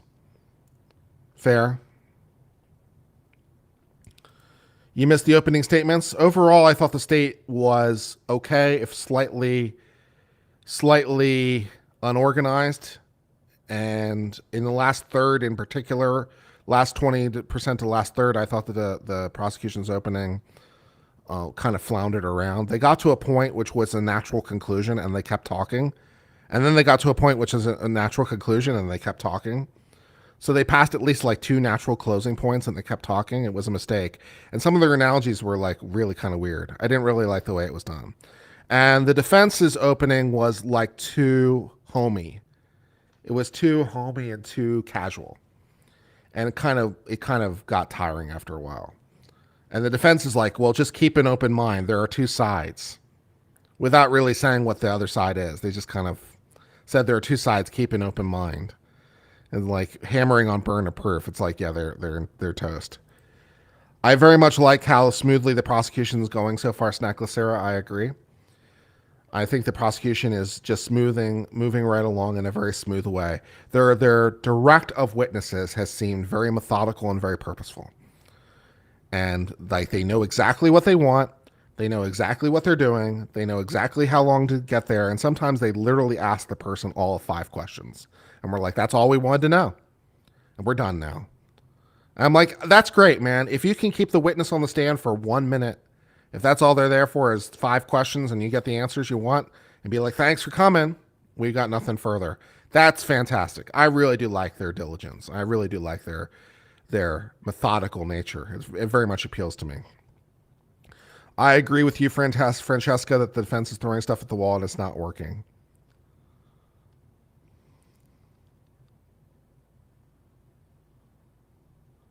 Yeah. It seems like the defense is just spray and pray at any person they can. Earth Fox style, I tend to agree. And it doesn't really work. They're trying to like impugn people over nothing. Just like trying to raise the specter of problems. And it's like, okay.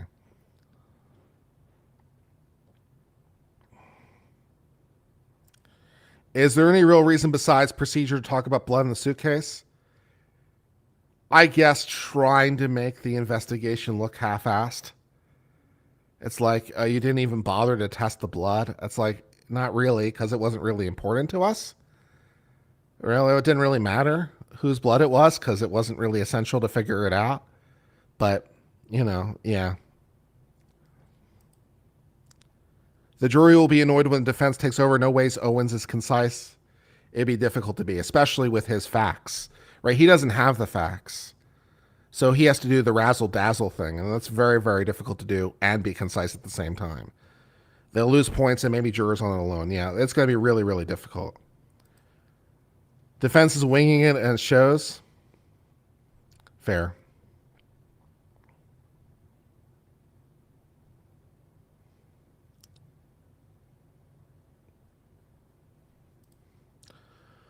Eddie says Owens is the least quick and concise attorney we've seen in a long time. The jury will not buy his BS. Yeah, he's gonna flail around. He's gonna flail around. And if he just tries to throw spaghetti at the wall in an unorganized way, I don't really see it working. He has no thematic element that is clear. So far, and Owens in his cross-examination is not really getting anywhere. He's not scoring points. I'm not really even sure it's worthy. I'm not really even sure it's worth crossing these people, to be honest. Especially if you're planning to recall them later to bring out the idea of it being battered spouse. If that's your idea, I'm not sure it's worth crossing them now at all. Maybe you just forego all cross. Because this thing is your entire thing is like the affirmative defense. And so you just raise it. Maybe you forego all cross. Maybe that's the right way to go here. But whatever he's doing, it's not working.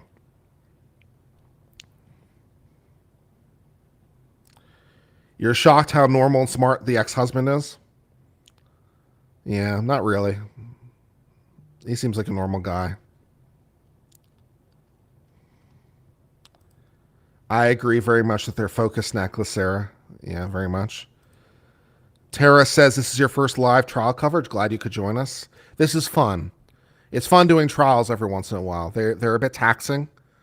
They're a bit taxing because it's an all-day thing. So it takes a lot out of you, especially after a couple weeks. But it's nice to have every once in a while, to have a trial. So I'm enjoying it just to have something different to do. It's nice.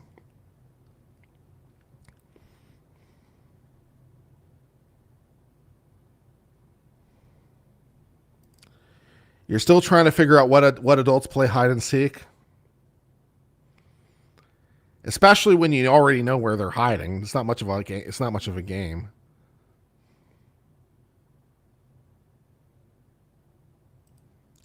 Tara says you hide in your house and no one finds me. Same problem. Same.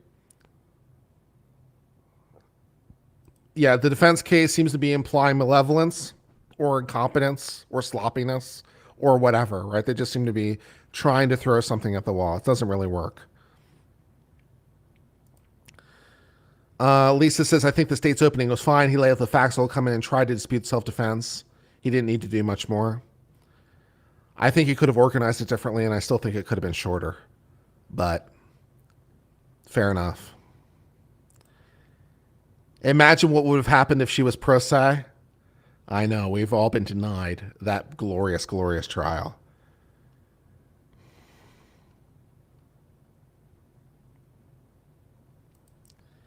It's not only the defense that's winging it. They don't seem to be very good at their job. I disagree on the state. I disagree. I think the state's doing fine. I think the state knows exactly what they're doing and knows exactly where they want to go, and they have a strategy and they have a way that they're laying it out.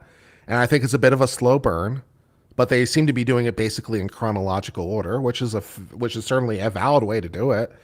And the fact they started a little slow, it's like, okay, it'd be nice to start with something like really powerful right out of the gate, to get their attention, because you have the primacy and recency bias kind of ideas.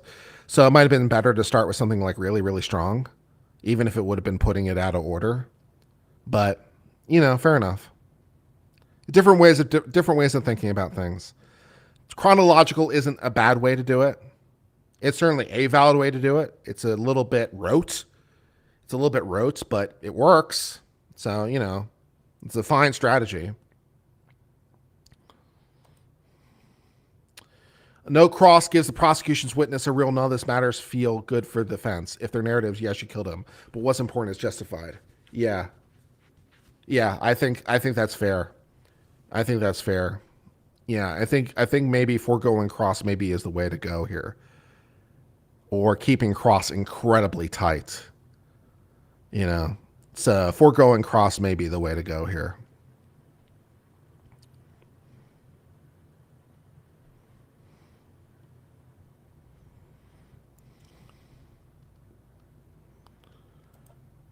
Thank you very much, Kiki, for being a member for 24 months. We do appreciate everyone who's a member of the channel. Thank you for hitting that join button. Pro se would have been YouTube gold. I know, we've all been deprived. It's very sad. All the state has to do is not annoy the jury and present 2 videos. It's a slam dunk. Yeah, the state's doing fine.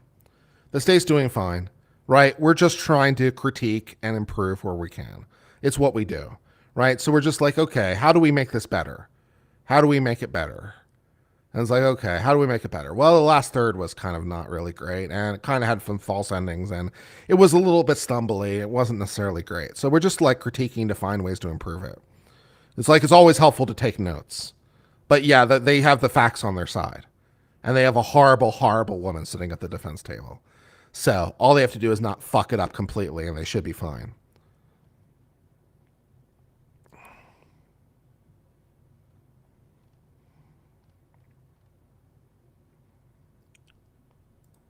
Yeah, imagining what the jury has to think about this weekend. I think the prosecution did a fine job of leaving them with some thoughts for the weekend. They didn't show the video, which perhaps is a mistake. They didn't show the video to leave that in their mind. But, you know, they left them with some thoughts that are powerful enough, so I think it'll be fine. So, good times. So, I don't know that I really have much more to say right now. We could go wine shopping together and try to find some wines for the weekend.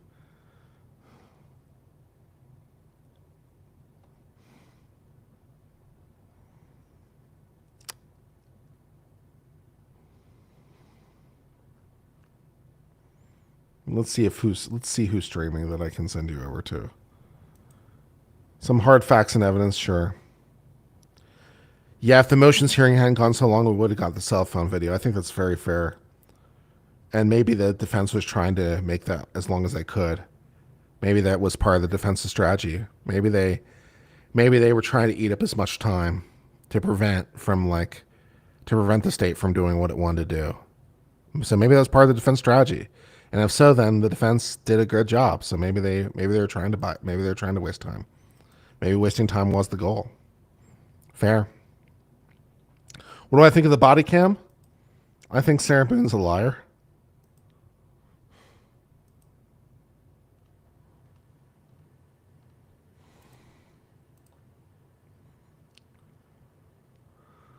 Let's see.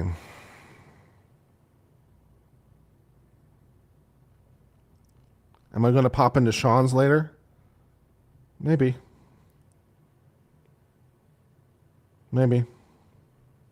Delaying the inevitable? Maybe. I'll send you over to Melanie Little's stream.